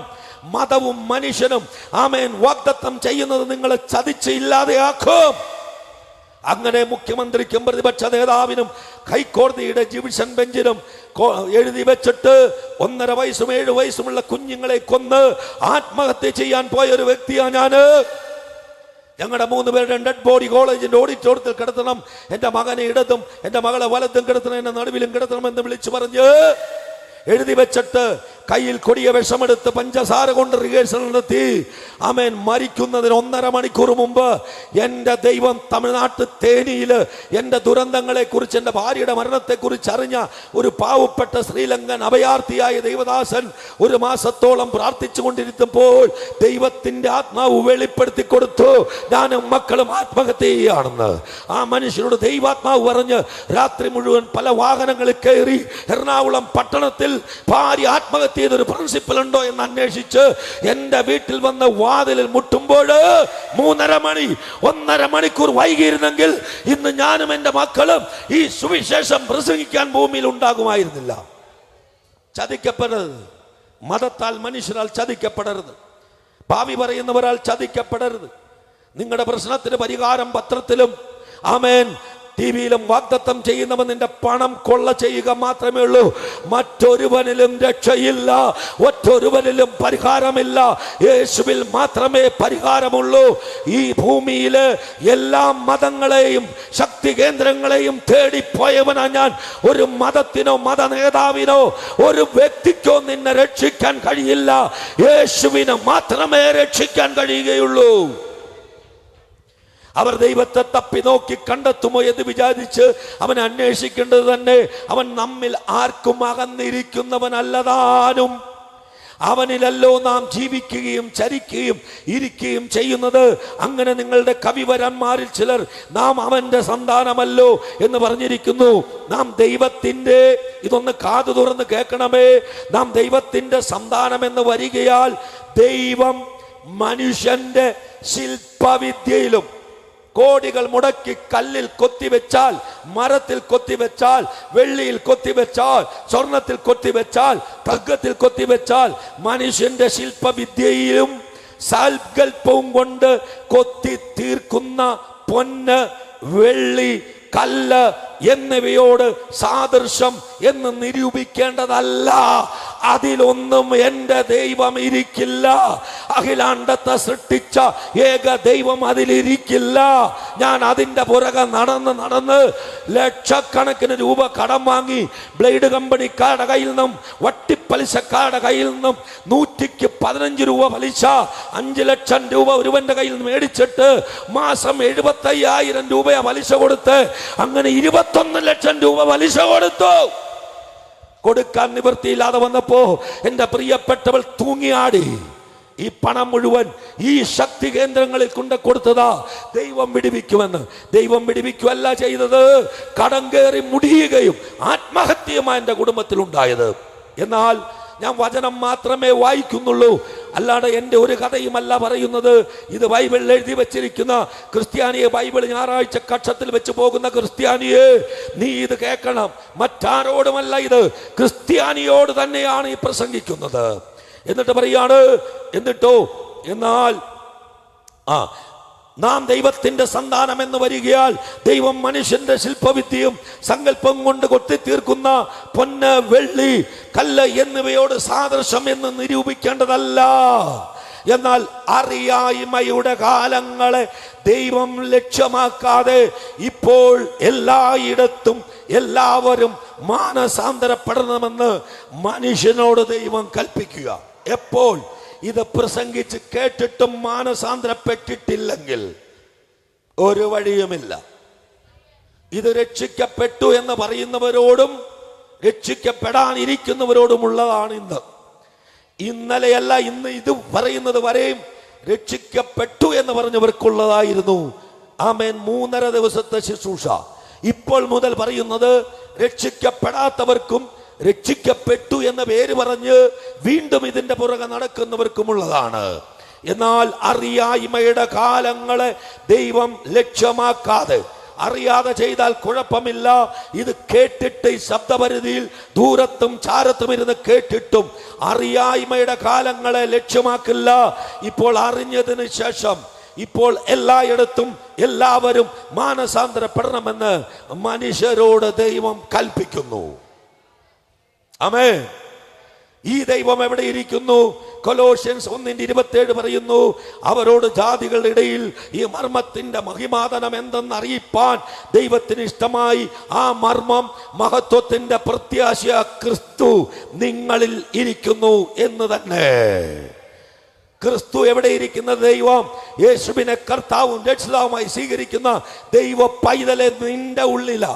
നീ ഒരു കെട്ടിടത്തിൽ ചുമന്ന ലൈറ്റോ പച്ച ലൈറ്റോ നീല ലൈറ്റോ അലങ്കാരമോ പൊന്നോ വെള്ളിയോ കൊണ്ടുണ്ടാക്കിയതിന്റെ മുമ്പിൽ പോയി വണങ്ങുന്നത് ദൈവത്തെ അല്ല. ദൈവം നിങ്ങളുടെ ഉള്ളിലിരിക്കുമ്പോൾ ആത്മാവിലും സത്യത്തിലും ആരാധിക്കണം. ആ ദൈവത്തെ സ്തുതി പറഞ്ഞ് കരങ്ങളെ അടിച്ച് ആത്മാവിൽ നൃത്തത്തോടെ ആരാധിക്കണം. ഞാൻ പറയാത്തത്, നിങ്ങൾ രക്ഷിക്കപ്പെട്ടവരാണെങ്കിൽ ഒരു ഹല്ലേലൂയ പറഞ്ഞാട്ടെ എന്ന് പറയേണ്ടി വരില്ല, കൈയടിക്കാൻ പറയേണ്ടി വരില്ല, നൃത്തം ചെയ്ത് ആരാധിക്കാൻ പറയേണ്ടി വരില്ല. അത് നിങ്ങൾ താനേ ചെയ്യും. അത് രക്ഷിക്കപ്പെടാത്തവനോട് കൈയടിച്ചെന്ന് പറഞ്ഞ് എന്നെ തൃപ്തിപ്പെടുത്താൻ കൈയടിപ്പിക്കുന്ന പരിപാടിക്ക് ഞാൻ ചോദിക്കാറില്ല എന്ന് പറഞ്ഞത് ഇപ്പോൾ മനസ്സിലാകട്ടെ. ആ ദൈവം നിങ്ങളുടെ ഉള്ളിലിരിക്കുന്നു. ഇനി ഒരു കാര്യം കൊലോഷ്യൻസ് 2:9 മുതൽ 10 വരെ പറയുന്നു, അവനിലല്ലോ ദൈവത്തിന്റെ സർവസമ്പൂർണതയും ദേഹരൂപമായിരിക്കുന്നത്. ആരിൽ? ക്രിസ്തുവിൽ ദൈവത്തിന്റെ സകല സമ്പൂർണതയും ദേഹരൂപമായിരിക്കുന്നത്. എല്ലാ വാഴ്ചയ്ക്കും അധികാരത്തിനും തലയായ അവനിൽ നിങ്ങൾ പരിപൂർണരായിരിക്കുന്നു. ഇതാണ് ഏദൻ തോട്ടത്തിൽ നഷ്ടപ്പെടുത്തിയ ആദമിന്റെ അധികാരവും ശക്തിയും ദൈവം എനിക്കും നിങ്ങൾക്കും തന്നത്. ആത്മാവിന്റെ രക്ഷയും ദേഹിയുടെ രക്ഷയും ദേഹത്തിന്റെ രക്ഷയും പ്രാപിച്ച ഒരുവന് മാത്രമേ ഏദൻ തോട്ടത്തിൽ ആദമിന് കൊടുത്ത അധികാരവും ശക്തിയും കൈകാര്യം ചെയ്യാൻ കഴിയുകയുള്ളൂ.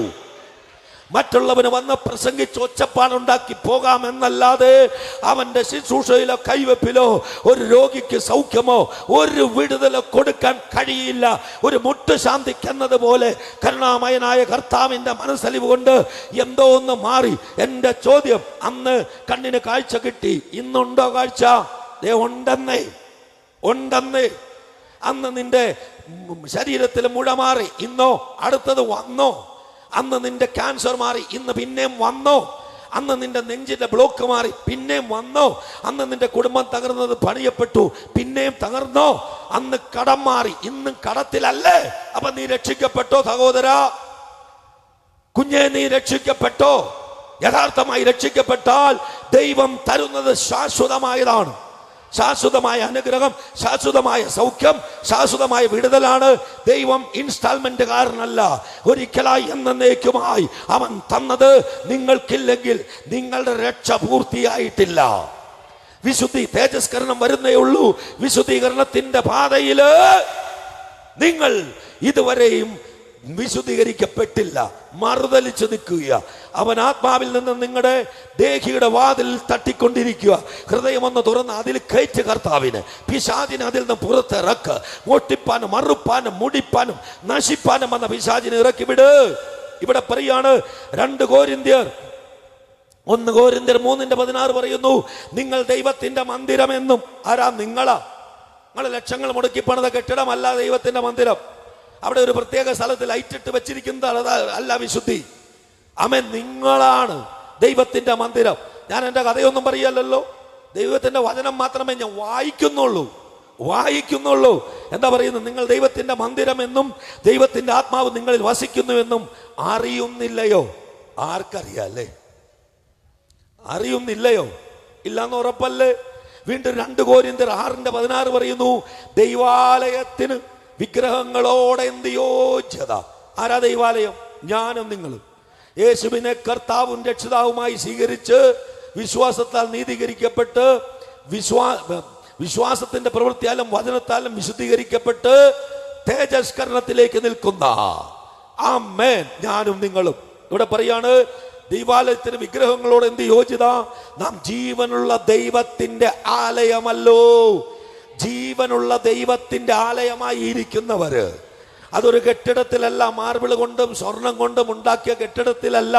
ഞാൻ കയറിയിറങ്ങാത്ത കെട്ടിടങ്ങളില്ല. ഞാൻ അവരിൽ വസിക്കുകയും ക്രിസ്ത്യാനിയായിരുന്ന ഞാൻ, മതനേതാവായിരുന്ന ഞാൻ, എൻ്റെ വീട്ടിൽ ബൈബിളുണ്ട്. ഇത് തുറപ്പിച്ചിട്ടില്ല, വായിപ്പിച്ചിട്ടില്ല പിശാച്.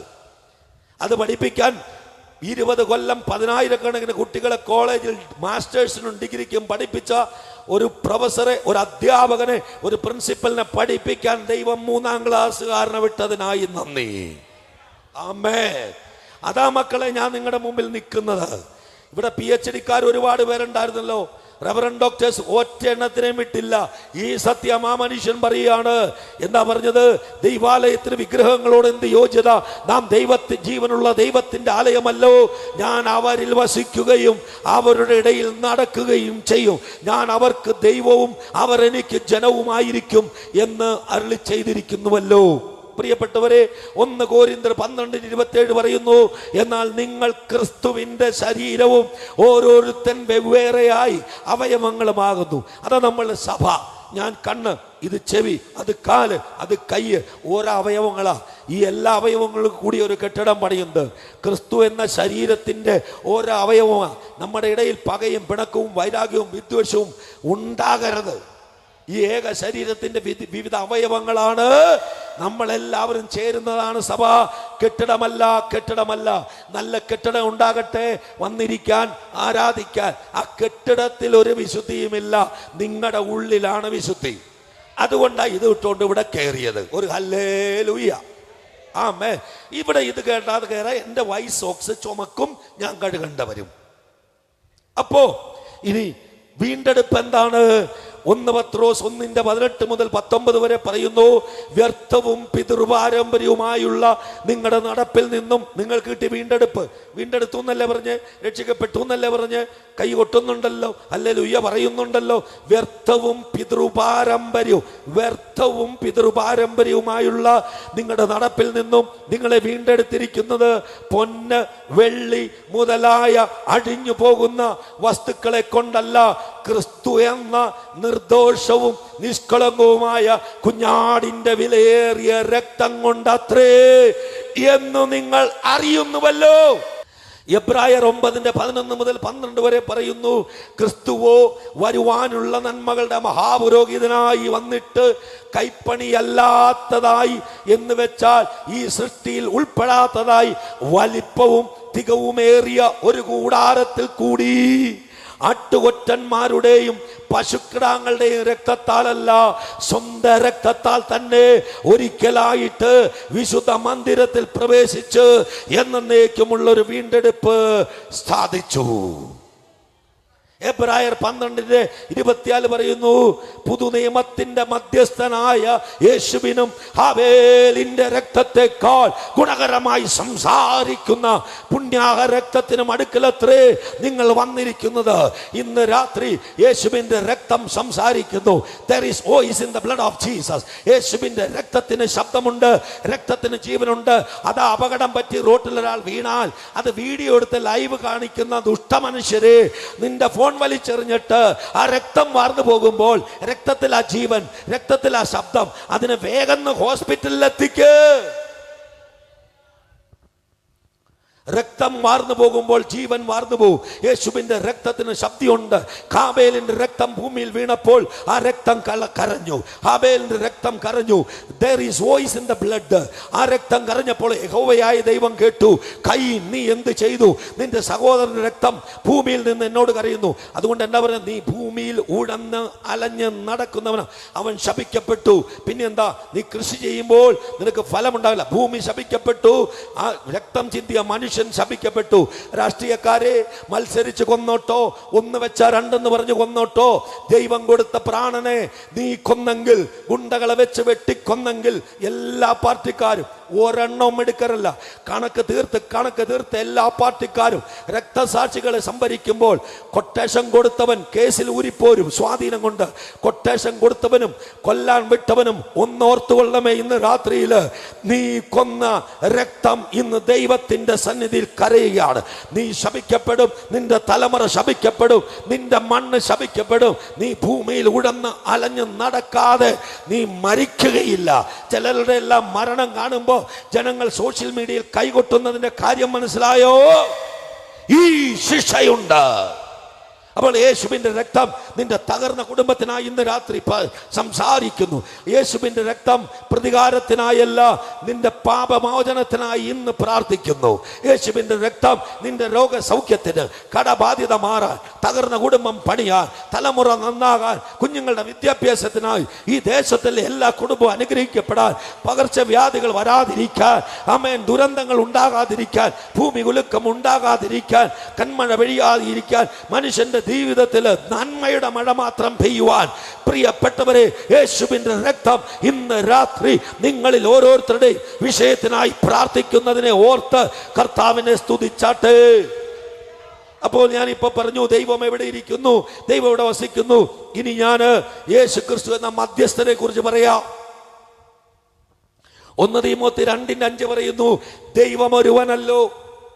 1001 ദൈവമുണ്ടോ? 10,001 ദൈവമുണ്ടോ? 2001 ദൈവമുണ്ടോ? ഇല്ല. ദൈവം ഒരുവനല്ലോ.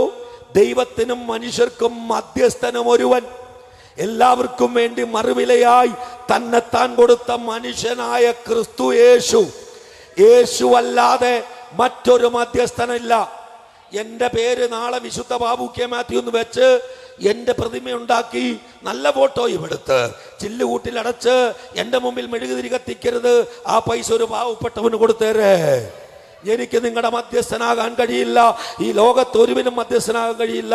എന്നെ നിങ്ങൾ കാളപ്പുറത്തോ കുതിരപ്പുറത്തോ ആനപ്പുറത്തോ കയറ്റി വെച്ചിട്ട് വിശുദ്ധ ബാബു കെ മാത്യു എന്ന് പേര് വെക്കരുതേ എന്ന് ഞാൻ അപേക്ഷിക്കുകയാണ്. കാരണം എനിക്ക് നിങ്ങളുടെ മധ്യസ്ഥനാകാൻ കഴിയില്ല. ദൈവവചനം പറയുന്നു, പിതാവായ ദൈവത്തിനും മനുഷ്യർക്കും മധ്യത്തിൽ ഏക മധ്യസ്ഥൻ യേശു മാത്രം.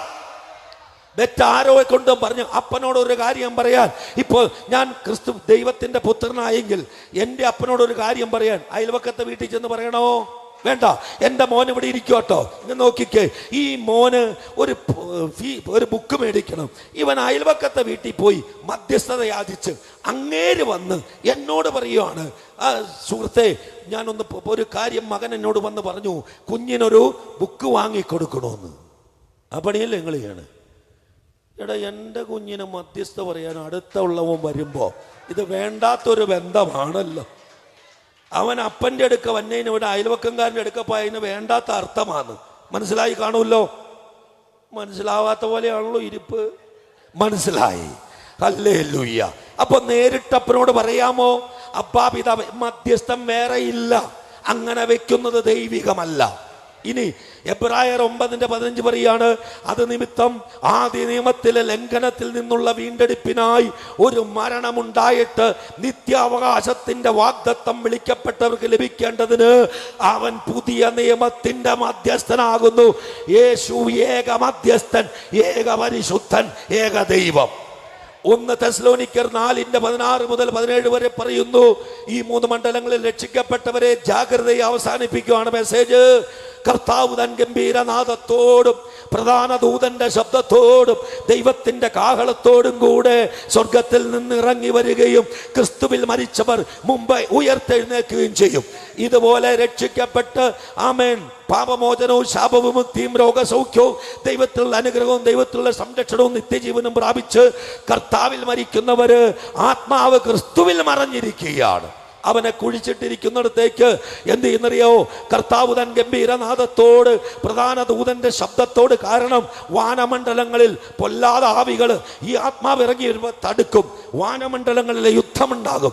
അവർക്ക് തടസ്സമുണ്ടാകാതിരിക്കാൻ കർത്താവ് തൻ ഗംഭീരനാദത്തോട് പ്രധാന ദൂതന്റെ ശബ്ദത്തോട് ദൈവത്തിന്റെ കാഹളത്തോടും കൂടെ ഒരു ഇറങ്ങി വരുമ്പോൾ ക്രിസ്തുവിൽ മരിച്ചവർ, ക്രിസ്തുവിൽ മറഞ്ഞിരിക്കുന്നവരുടെ ദേഹം ഇവിടെ കുഴിച്ചിട്ടു. ദേഹിയും ആത്മാവും ആമേൻ വിട്ടുപോയി. കുഴിച്ചിട്ടത് അസ്ഥി മാന്തി നോക്കിയാൽ കിട്ടില്ല, മണ്ണോട് ചേർന്നു. ആമേൻ. അങ്ങനെ കിടക്കുന്നിടത്തേക്ക് ഈ ആത്മാവും ദേഹിയും ഇറങ്ങി വരും. അതിനാണ് ദൂതന്റെ ശബ്ദം, അതിനാണ് ദൈവത്തിന്റെ കാഹളം. അതാണ് അങ്ങനെ ഇറങ്ങി വന്ന് ആ കല്ലറയിൽ വന്ന് അടിക്കുമ്പോൾ കല്ലറ തുറക്കും. വിട്ടുപോയ ആമേൻ ആ ദേഹിയും ആത്മാവും വന്ന് ചേർന്ന് മണ്ണോട് മണ്ണ് ചേർന്ന നിന്റെ ശരീരം അവിടെ വെച്ച് രൂപാന്തരപ്പെടും. അവിടെ നിന്നൊരു ഉയർത്തെഴുന്നേൽപ്പുണ്ടാകും.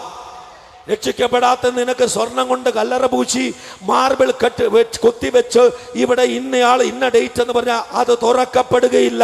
എന്നാൽ വീണ്ടും ജനിച്ച ദൈവ പൈതല്, നിന്നെ ആരെങ്കിലും തല്ലിക്കൊന്ന് കെട്ടിത്തൂക്കി കോവളത്ത് കടലിൽ താത്തിയാൽ പോലും, അവിടെ അലിഞ്ഞാൽ പോലും, ഈ കർത്താവ് തൻ ഗംഭീരനാദത്തോടും പ്രധാന ദൂതന്റെ ശബ്ദത്തോടും ദൈവത്തിന്റെ കാഹളത്തോടും കൂടെ സ്വർഗത്തിൽ നിന്ന് ഇറങ്ങി വരുമ്പോൾ ആദ്യം നിങ്ങൾ ഉയർത്തെഴുന്നേക്കും.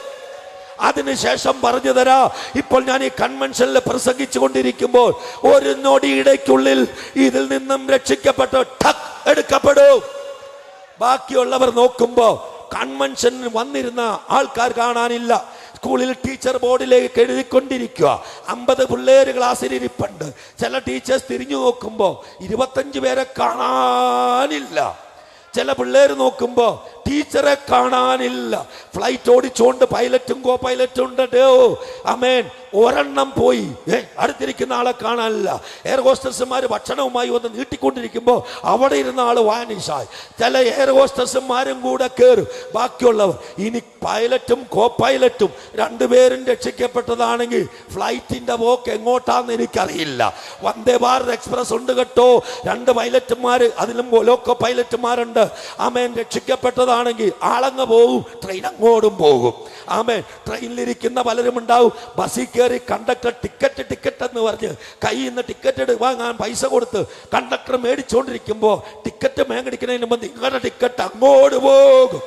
ബസ്സിലെ ഡ്രൈവർ ഇങ്ങനെ മത്സരിച്ച് തിരുവനന്തപുരം സിറ്റിക്കടെ ഓടിച്ചുകൊണ്ടിരിക്കുമ്പോൾ ആമേൻ, ഡ്രൈവർ രക്ഷിക്കപ്പെട്ടതാണെങ്കിൽ വണ്ടി തന്നെ ഒറ്റപ്പോക്ക് പോകും, ഡ്രൈവർ മുകളിലേക്ക് പോകും. ചിലപ്പോൾ കിളി അവിടെ മണി അടിച്ചുകൊണ്ട് നിൽക്കുന്നുണ്ടാകും, പക്ഷെ ഡ്രൈവർ മണി കേൾക്കാനില്ല, വേറെ മണി കേട്ട് അങ്ങോട്ട് പോകും. ഒന്ന് സങ്കല്പിച്ച് നോക്കിക്കേ. ഈ ഹൈവേയിൽ തന്നെ ഇന്ന് ഞാൻ വരുമ്പോൾ എന്തോ ഒരു ട്രാഫിക് ആയിരുന്നു. ആയിരക്കണക്കിന് വണ്ടികൾ. ഇതിൽ 10-50 വണ്ടി ഓടിക്കുന്നവർ രക്ഷിക്കപ്പെട്ടവരാണെങ്കിൽ ഒരു 100-80 കത്തിച്ചു പോയിക്കൊണ്ടിരിക്കുമ്പോൾ ഡ്രൈവർ അങ്ങോട്ട് പോയാൽ ഈ കാറങ്ങോട്ട് പോകുമെന്ന് ഒന്ന് ആലോചിച്ച് നോക്കിക്കേ. അസംബ്ലി കൂടിക്കൊണ്ടിരിക്കുക, ഞാൻ സ്കൂളിൻ്റെ പ്രിൻസിപ്പലാ, ഇവിടെ ജനഗണമന അങ്ങനെ പാടിക്കൊണ്ടിരിക്കുക. അതിൻ്റെ മധ്യത്തിൽ ഒരു മനഗണമന ഒറ്റയടി വരികയാണ്. അതിൽ നിന്നും 1500 കുഞ്ഞുങ്ങൾ നിൽക്കുന്നതിൽ 1000 അങ്ങ് പോയാൽ പ്രിൻസിപ്പൽ നോക്കും, കുട്ടികളെ കാണാനില്ല. ക്ലാസ് ടീച്ചർ നോക്കും, കുട്ടികളെ കാണാനില്ല. ചില ടീച്ചർമാർ അറ്റൻഡൻസ് വിളിച്ചുകൊണ്ടിരിക്കുമ്പോൾ ചില ടീച്ചർമാർ അങ്ങ് പോകും. ചിലർ വിളിച്ചു നോക്കുമ്പോൾ പ്രസന്റ് എന്ന് പറഞ്ഞിട്ട് ഒറ്റ പോക്കാ പോയത്. ഹല്ലേലൂയ. ഈ സമയമായെന്ന് കോവിഡ് തെളിയിച്ചില്ലേ? ബൈബിൾ വായിച്ചാൽ ഇന്ന് ലോകത്ത് നടക്കുന്ന സംഭവങ്ങൾ തെളിയിച്ചില്ലേ? മുദ്ര വന്നില്ലേ? എല്ലാം വിളിച്ചറിയിക്കുന്നത് സമയം സംജാതമായി മാനസാന്തരപ്പെട്ടു രക്ഷിക്കപ്പെട്ടു എന്ന് പറഞ്ഞ് യേശുവിന്റെ നാമം പറഞ്ഞ് നടക്കുന്നവർ ആദ്യം മാനസാന്തരപ്പെടുക. നീ മാനസാന്തരപ്പെടുമ്പോൾ നിന്റെ ജീവിതം കാണുമ്പോൾ നീ പ്രസംഗിക്കാതെ മറ്റുള്ളവർ നിന്റെ ജീവിതം കാണുമ്പോൾ ക്രിസ്തുവിനെ സ്വീകരിച്ച് അവരും രക്ഷിക്കപ്പെടട്ടെ. ആദ്യം പ്രസംഗിക്കുന്ന നിന്റെ ജീവിതം പ്രസംഗിക്കുന്നതിനേക്കാൾ നല്ല പ്രവൃത്തിയായി നിന്റെ ചുറ്റുവട്ടങ്ങളിലുള്ളവർ കാണട്ടെ. അവർ നീ പ്രസംഗിച്ചിട്ടും രക്ഷപ്പെടാത്തതിന്റെ കാരണം നീ പ്രസംഗിക്കുന്ന എ ബാർക്കിംഗ് ഡോഗ്, കുരയ്ക്കും നായി കടിക്കില്ല എന്ന് പറയുന്നത് പോലെ barking dog seldom bites an empty vessel makes more sound. ശബ്ദമുണ്ടാക്കുന്ന ക്വാലിയായ കുടം ശബ്ദമുണ്ടാക്കുമെന്ന പഴഞ്ചൊല്ല്, പ്രൊവർബ് പോലെ നിന്റെ പ്രസംഗത്തെക്കാൾ നല്ലത് നിന്റെ പ്രവൃത്തിയായി തീരുമ്പോൾ അവരും ഈ രക്ഷയിലേക്ക് വരട്ടെ. ഇതാ 1 കൊരിന്ത്യർ 15:51 മുതൽ 57 വരെ പറയുന്നു, ഞാൻ ഒരു മർമ്മം നിങ്ങളോട് പറയാം, നാം എല്ലാവരും നിദ്ര കൊള്ളുകയില്ല, എന്നാൽ അന്ത്യകാഹളനാദത്തിങ്കൽ പെട്ടെന്ന് കണ്ണിമയ്ക്കുന്നതിനിടയിൽ നാം എല്ലാവരും രൂപാന്തരപ്പെടും. കാഹളം തൊടിക്കും, മരിച്ചവർ അക്ഷയരായി ഉയർക്കുകയും നാം രൂപാന്തരപ്പെടുകയും ചെയ്യും. ഈ ദ്രവത്വമുള്ളത് അദ്രവത്വത്തെയും ഈ മർത്യമായത് അമർത്യത്തെയും ധരിക്കണം. ഈ ദ്രവമുള്ളത് അദ്രവത്വത്തെയും ഈ മർത്യമായത് അമർത്യത്തെയും ധരിക്കുമ്പോൾ മരണം നീങ്ങി ജയം വന്നിരിക്കുന്നു എന്ന് എഴുതിയ വചനം നിവൃത്തിയാകും. ഹേ മരണമേ, നിന്റെ ജയം എവിടെ? ഹേ മരണമേ, നിന്റെ വിഷമുള്ളവിടെ? മരണത്തിന്റെ വിഷമുള്ള പാപം, പാപത്തിന്റെ ശക്തിയോ ന്യായപ്രമാണം നമ്മുടെ കർത്താവായ യേശു ക്രിസ്തു മുഖാന്തരം നമുക്ക് ദയം നൽകുന്ന ദൈവത്തിന് സ്തോത്രം. ഹല്ലേലൂയ. ആമേൻ. നമ്മുടെ കർത്താവായ യേശു ക്രിസ്തു മുഖാന്തരവും നമുക്ക് ജയം നൽകുന്ന ദൈവത്തിന് സ്തോത്രം. നമ്മുടെ കർത്താവായ യേശു മുഖാന്തരവും നമുക്ക് ജയം നൽകുന്ന ദൈവത്തിന് സ്തോത്രം. വെളിപ്പാട്, ഞാൻ പറഞ്ഞു ഉൽപ്പത്തി മുതൽ വെളിപ്പാട് വരെ 4 ദിവസം കൊണ്ട് പറയും. വെളിപ്പാട് 3:20 മുതൽ 22 വരെയും, ഞാൻ വാതിൽക്കൽ നിന്ന് മുട്ടുന്നു, ആരെങ്കിലും എൻ്റെ ശബ്ദം കേട്ട് വാതിൽ തുറന്നാൽ, ഇത് രക്ഷിക്കപ്പെടാത്തവന് രക്ഷയുടെ വാതിൽ, രക്ഷിക്കപ്പെട്ടവന് ദേഹിയുടെ വാതിൽ. ആ വാതിലല്ലേ ഇപ്പൊ നിങ്ങൾക്ക് ആവശ്യം? ആത്മാവിലിരുന്ന് മുട്ടുകയാ, ദേഹിയുടെ വാതിലൊന്ന് തുറക്ക്, അതിനെയും കൂടി ഞാൻ രക്ഷിക്കാൻ വിശുദ്ധീകരിക്കാം. ആ ദേഹത്തിന്റെ വാതിൽ ഞാൻ എടുത്തോളാം. ദേഹിയെ ഒതുക്കിയാൽ ദേഹം കയ്യിൽ വരും. ഹല്ലേലൂയ. അപ്പൊ രക്ഷിക്കപ്പെടാത്തവര് കൃപയുടെ വാതിൽ, രക്ഷിക്കപ്പെട്ടവന് ദേഹിയുടെ വാതിൽ. ഈ സുവിശേഷം പ്രസംഗിച്ചിട്ടില്ല പല സ്ഥലങ്ങളിലും. അതുകൊണ്ട് പറയാണ്, ഞാൻ വാതിൽക്കൽ നിന്ന് മുട്ടുന്നു, ആരെങ്കിലും എൻ്റെ ശബ്ദം കേട്ട് വാതിൽ തുറന്നാൽ ഞാൻ അവരുടെ അടുക്കൽ ചെന്ന് അവനോടും അവൻ എന്നോടും കൂടെ അത്താഴം കഴിക്കും. ജയിക്കുന്നവന് ഞാൻ എന്നോടുകൂടെ എൻ്റെ സിംഹാസനത്തിൽ ഇരിപ്പാൻ വരം നൽകും. ആത്മരക്ഷ പ്രാപിച്ചാൽ പോരാ, ഇവിടെ താലന്തുകൾ തന്നിട്ടുണ്ട്, ഇവിടെ ഒരു ജോലി ഏൽപ്പിച്ചിട്ടുണ്ട്, ഇവിടെ ജീവിക്കേണ്ട ഒരു ജീവിതം വരുന്നുണ്ട്. മര്യാദയ്ക്ക് ചെന്നിട്ടില്ലെങ്കിൽ നിനക്ക് വെച്ചേക്കുന്നത് വെള്ളക്ക ഈർക്കിലി കോർത്തതും പ്ലാവല കൊണ്ടുമുള്ള കിരീടമാണ്. അപ്പൊ കിരീടം പ്രാപിക്കാൻ അങ്ങോട്ട് പോയെന്ന് ശപാടക്കിരുമെന്ന് ഞാൻ പറയില്ല, എന്നെ വിളിച്ചേക്കരുത്. അതുകൊണ്ട് പറയുകയാണ്, ജയിക്കുന്നവന് ഞാൻ എന്നോടുകൂടെ എൻ്റെ സിംഹാസനത്തിൽ ഇരിപ്പാൻ വരം നൽകും. ഞാനും ജയിച്ചെൻ്റെ പിതാവിനോടുകൂടെ അവൻ്റെ സിംഹാസനത്തിൽ ഇരുന്നത് പോലെ ആത്മാവ് സഭകളോട് പറയുന്നത് എന്തെന്ന് ചെവിയുള്ളവൻ കേൾക്കട്ടെ. ബൈബിളിൽ പല പ്രാവശ്യമുണ്ട് ആത്മാവ് സഭകളോട് പറയുന്നവൻ എന്തെന്ന് ചെവിയുള്ളവൻ കേൾക്കട്ടെ. He who has an ear, let him hear what the Spirit says to the churches. ഇത് സഭയോടാ പറയണേ.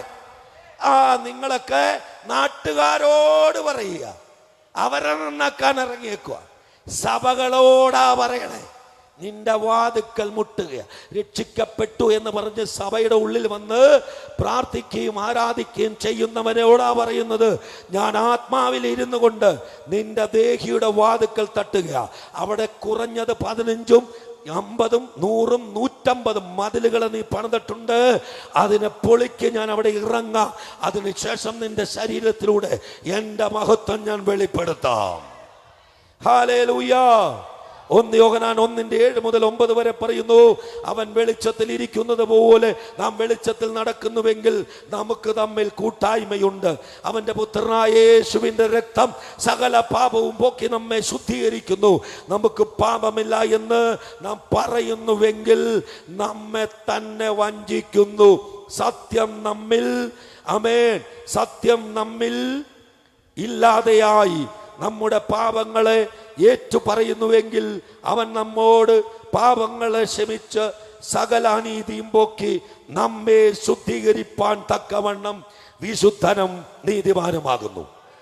വിശ്വാസത്താൽ നീതീകരിക്കപ്പെട്ട ദൈവ പൈതലേ, ആത്മമനുഷ്യന്റെ രക്ഷിപ്പ് മാത്രം കിട്ടിയ പൈതലേ, നിന്റെ ദേഹിയുടെ വിശുദ്ധീകരണം ഇന്ന് നടക്കാൻ ദൈവത്തോട് പ്രാർത്ഥിക്കാം. എഴുന്നേൽക്കാം.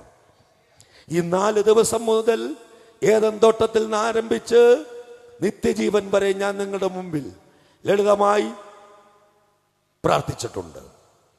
ഇന്ന് നിങ്ങളെ ഒന്ന് ഏൽപ്പിച്ചു കൊടുക്കാമോ? കർത്താവേ, എന്നെ അങ്ങയുടെ കണ്ണുകൾ അടയട്ടെ. ആദ്യം രക്ഷിക്കപ്പെടാത്തവർക്കായുള്ള പ്രാർത്ഥന. പിതാവേ, അങ്ങേ ഞങ്ങൾ കേട്ടു ഈ 4 ദിവസങ്ങളിൽ. യേശുവേ, അങ്ങ് ദൈവപുത്രനെന്നും മനുഷ്യനായി ഭൂമിയിൽ വന്ന് ഞങ്ങളുടെ പാപങ്ങൾക്കായി കാൽവരി ക്രൂശിൽ മരിച്ചു, അടക്കപ്പെട്ട് 3-ാം ദിവസം ഉയർത്തെഴുന്നേറ്റ് ഇന്നും ജീവിക്കുന്നു എന്ന് ഞാൻ വിശ്വസിക്കുന്നു. യേശുവേ, ഞാനൊരു പാപിയാ. ഇന്നെൻ്റെ ഹൃദയത്തിൻ്റെ കവാടം ഞാൻ തുറക്കുന്നു. അങ്ങേ എൻ്റെ ജീവിതത്തിലേക്ക് ക്ഷണിക്കുന്നു. എൻ്റെ ജീവിതത്തിൽ വന്ന് എൻ്റെ പാപങ്ങളെ എന്നോട് ക്ഷമിക്കണമേ.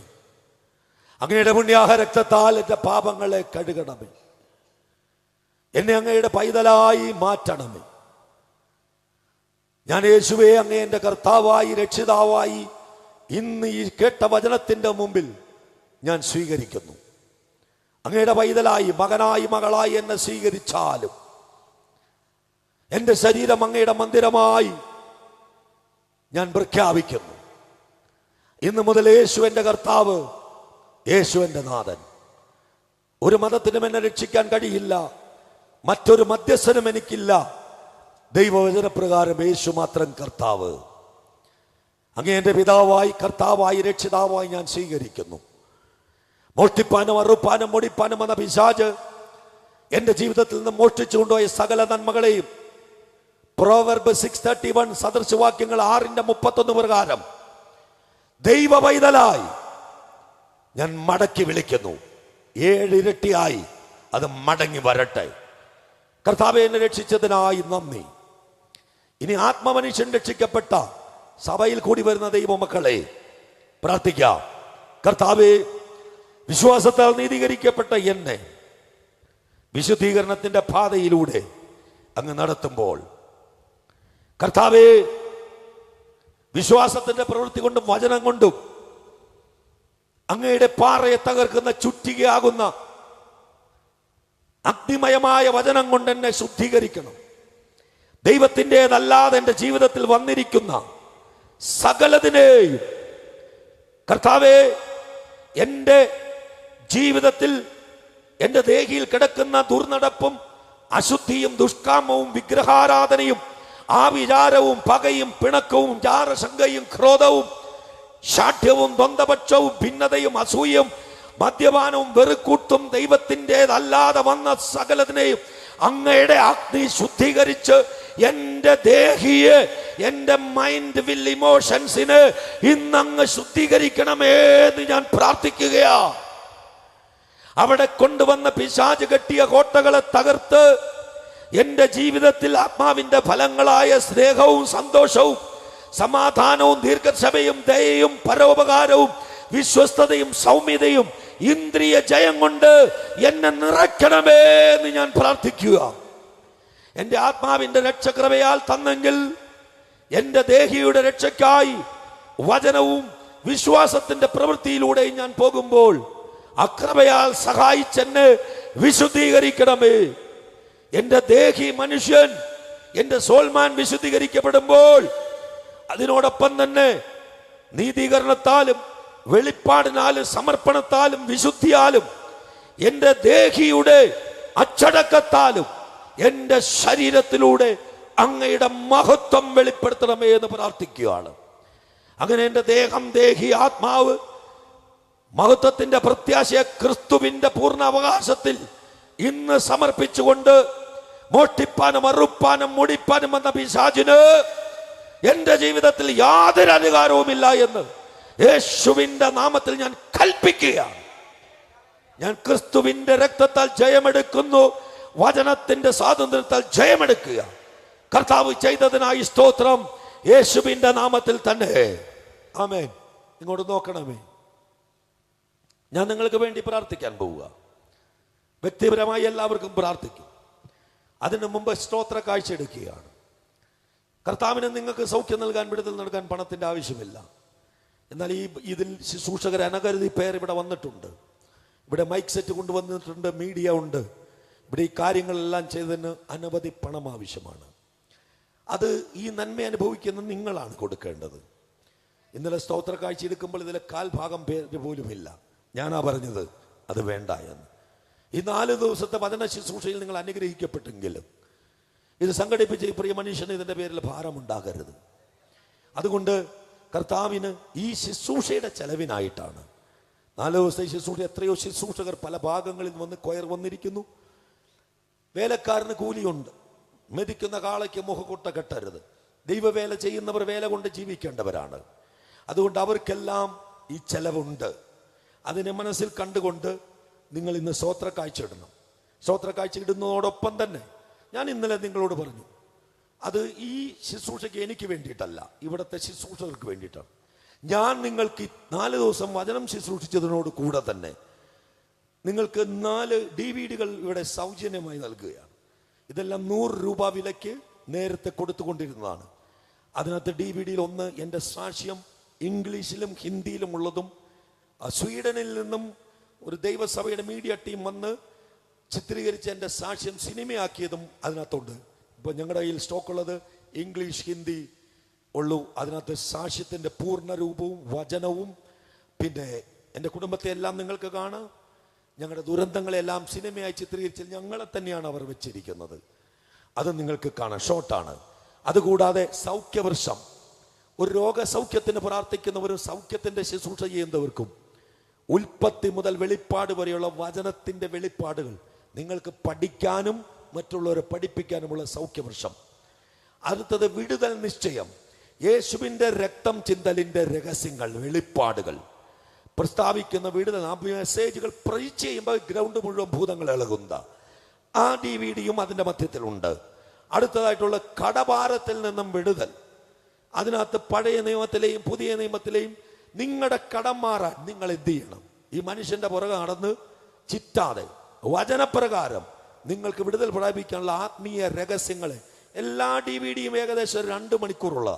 കമ്പ്യൂട്ടർ ഉള്ളവർക്കും ലാപ്ടോപ്പ് ഉള്ളവർക്കും അല്ലെങ്കിൽ DVD പ്ലെയറൊക്കെ ഇന്ന് കുറവാണ്. കാറിലൊക്കെ ഉണ്ട്, ഇട്ട് കാണാം. ഇല്ലെങ്കിൽ ഏതെങ്കിലും കമ്പ്യൂട്ടറുള്ളവർക്ക് കൊടുത്തിട്ട് കോപ്പി ചെയ്ത് നിങ്ങൾക്കത് ഉപയോഗിക്കാം. അത് സൗജന്യമായി നൽകുകയാണ്. കാരണം ഞാൻ സുവിശേഷത്തെ വിറ്റ് ജീവിക്കുന്നവരല്ല, ഇത് തൊഴിലായി എടുത്ത ആളുമല്ലാത്തത് കൊണ്ട് നിങ്ങൾ കേട്ടതിന് ശേഷം അടുത്തുള്ള പാവങ്ങൾക്ക് കൊടുക്കണം. വചനം പഠിക്കേണ്ടവർക്ക് ഇപ്പോൾ ഞാൻ 4 ദിവസം കൊണ്ട് സുവിശേഷത്തിൻ്റെ സത്യത്തെ ഒരു സ്ഥലത്ത് നിന്ന് ആരംഭിച്ച് ഒരു സ്ഥലത്ത് അവസാനിപ്പിച്ചതുപോലെ ഈ ഓരോ ടൈറ്റിലുകളിലും ഇങ്ങോട്ട് ഇതിൻ്റെ രഹസ്യങ്ങളുണ്ട്. ഒറ്റ കാര്യം ചെയ്യണം, ഒരു കുടുംബത്തിന് ഒരു DVD തരികയുള്ളൂ. ഇപ്പോൾ ഒരു കുടുംബത്തിൽ 4 പേരുണ്ടെങ്കിൽ 4 എണ്ണം വാങ്ങരുത്, ഒരെണ്ണമേ വാങ്ങാവൂ. ഇത് മറ്റാർക്കെങ്കിലും പ്രയോജനപ്പെടട്ടെ. ഇതുപോലുള്ള DVD ആണ് എൻ്റെ കുടുംബത്തിൽ നിങ്ങൾക്ക് കാണാം. ഇതൊക്കെ 2 മണിക്കൂറിൽ കൂടുതലുള്ളതാണ്. നിങ്ങൾക്ക് സാമ്പത്തിക നന്മകൾ ഉണ്ടാകാൻ ഒരു മനുഷ്യൻ്റെയും പുറകാടന്ന് കബളിപ്പിക്കപ്പെടണ്ട. ദൈവവചനത്തിൻ്റെ അടിസ്ഥാനത്തിൽ നിങ്ങൾക്ക് വിടുതൽ പ്രാപിക്കാനുള്ളതാണ്. ഇത് മിക്സ് ചെയ്താണ് തരുന്നത്. ഇപ്പോൾ ഒരാൾക്ക് ഒരെണ്ണം കിട്ടിയാൽ അടുത്തയാൾക്ക് വേറെ ആയിരിക്കും. നിങ്ങൾ പരസ്പരം ഒരു സഭയിൽ ആൾക്കാരെ ഷെയർ ചെയ്യണം. ഒരാൾ കണ്ടതിന് ശേഷം അടുത്തയാൾ കൊടുത്ത്. എത്രണ്ണമുണ്ട്? മൊത്തം 5 എണ്ണം. 5 ടൈറ്റിലുകൾ ഇവിടെ ഉണ്ട്. 5 എണ്ണവും അടുത്തടുത്തിരിക്കുന്ന 5 എണ്ണം വ്യത്യാസമായിരിക്കും. ഒരാൾ കണ്ടതിന് ശേഷം പരസ്പരം ഷെയർ ചെയ്യുക. കോപ്പി എടുക്കാം, കോപ്പി എടുത്ത് ആൾക്കാർക്ക് കൊടുക്കാം. ഇതിനൊരു വിലക്കുമില്ല. ഇത് ദൈവകൃപയാൽ നിങ്ങൾക്ക് സൗജന്യമായി തരികയാണ്. എന്നാൽ ഈ സഭയിലെ ഈ ശുശ്രൂഷകൾക്ക് നിങ്ങൾ ഓഫറിംഗ് കരങ്ങളിൽ എടുക്കാൻ ഞാൻ നിങ്ങൾക്ക് വേണ്ടി പ്രാർത്ഥിക്കാം. 2 ഒപ്പം നടക്കും. ഈ സഹോദരൻ DVD നിങ്ങൾക്ക് സൗജന്യമായി തരും. നിങ്ങൾ ഈ ശുശ്രൂഷകൾക്കായി ദൈവസന്നിധിയിൽ സമർപ്പിച്ച്.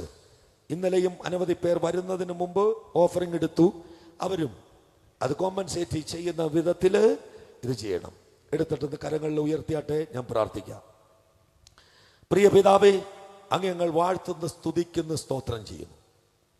കർത്താവേ, സുവിശേഷത്തിനും കർത്താവിൻ്റെ വിടുതലിനും പണം ആവശ്യമില്ല, ഒരു പണവും കൊടുക്കണ്ട.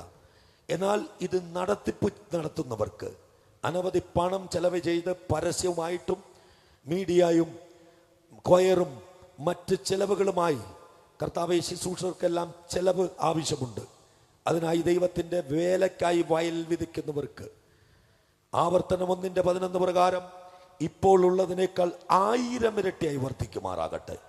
ഫിലിപ്പിയർ 4:19 പ്രകാരം എൻ്റെ ദൈവമോ നിങ്ങളുടെ ബുദ്ധിമുട്ടുകളൊക്കെയും മഹത്വത്തോടെ തൻ്റെ ധനത്തിനൊത്തവണ്ണം ക്രിസ്തുവേശുവെങ്കിൽ പൂർണ്ണമായും തീർത്തു വരുമെന്ന വചനപ്രകാരം ചോദിക്കുന്നതിലും നനയ്ക്കുന്നതിലും അത്യന്തപരമായി ചെയ്യുന്ന ദൈവത്തിൻ്റെ പരിശുദ്ധാത്മാവ് ഇവരെ കടബാധ്യതകളെ മാറ്റി ഇവരെ സാമ്പത്തിക വിടുതൽ നൽകുന്നതിന് സഹായിക്കുന്നതിനായി സ്തോത്രം ചെയ്യുക. എല്ലാവരെയും അനുഗ്രഹിക്കുന്നു യേശുവിൻ്റെ നാമത്തിൽ തന്നെ. ആമേൻ.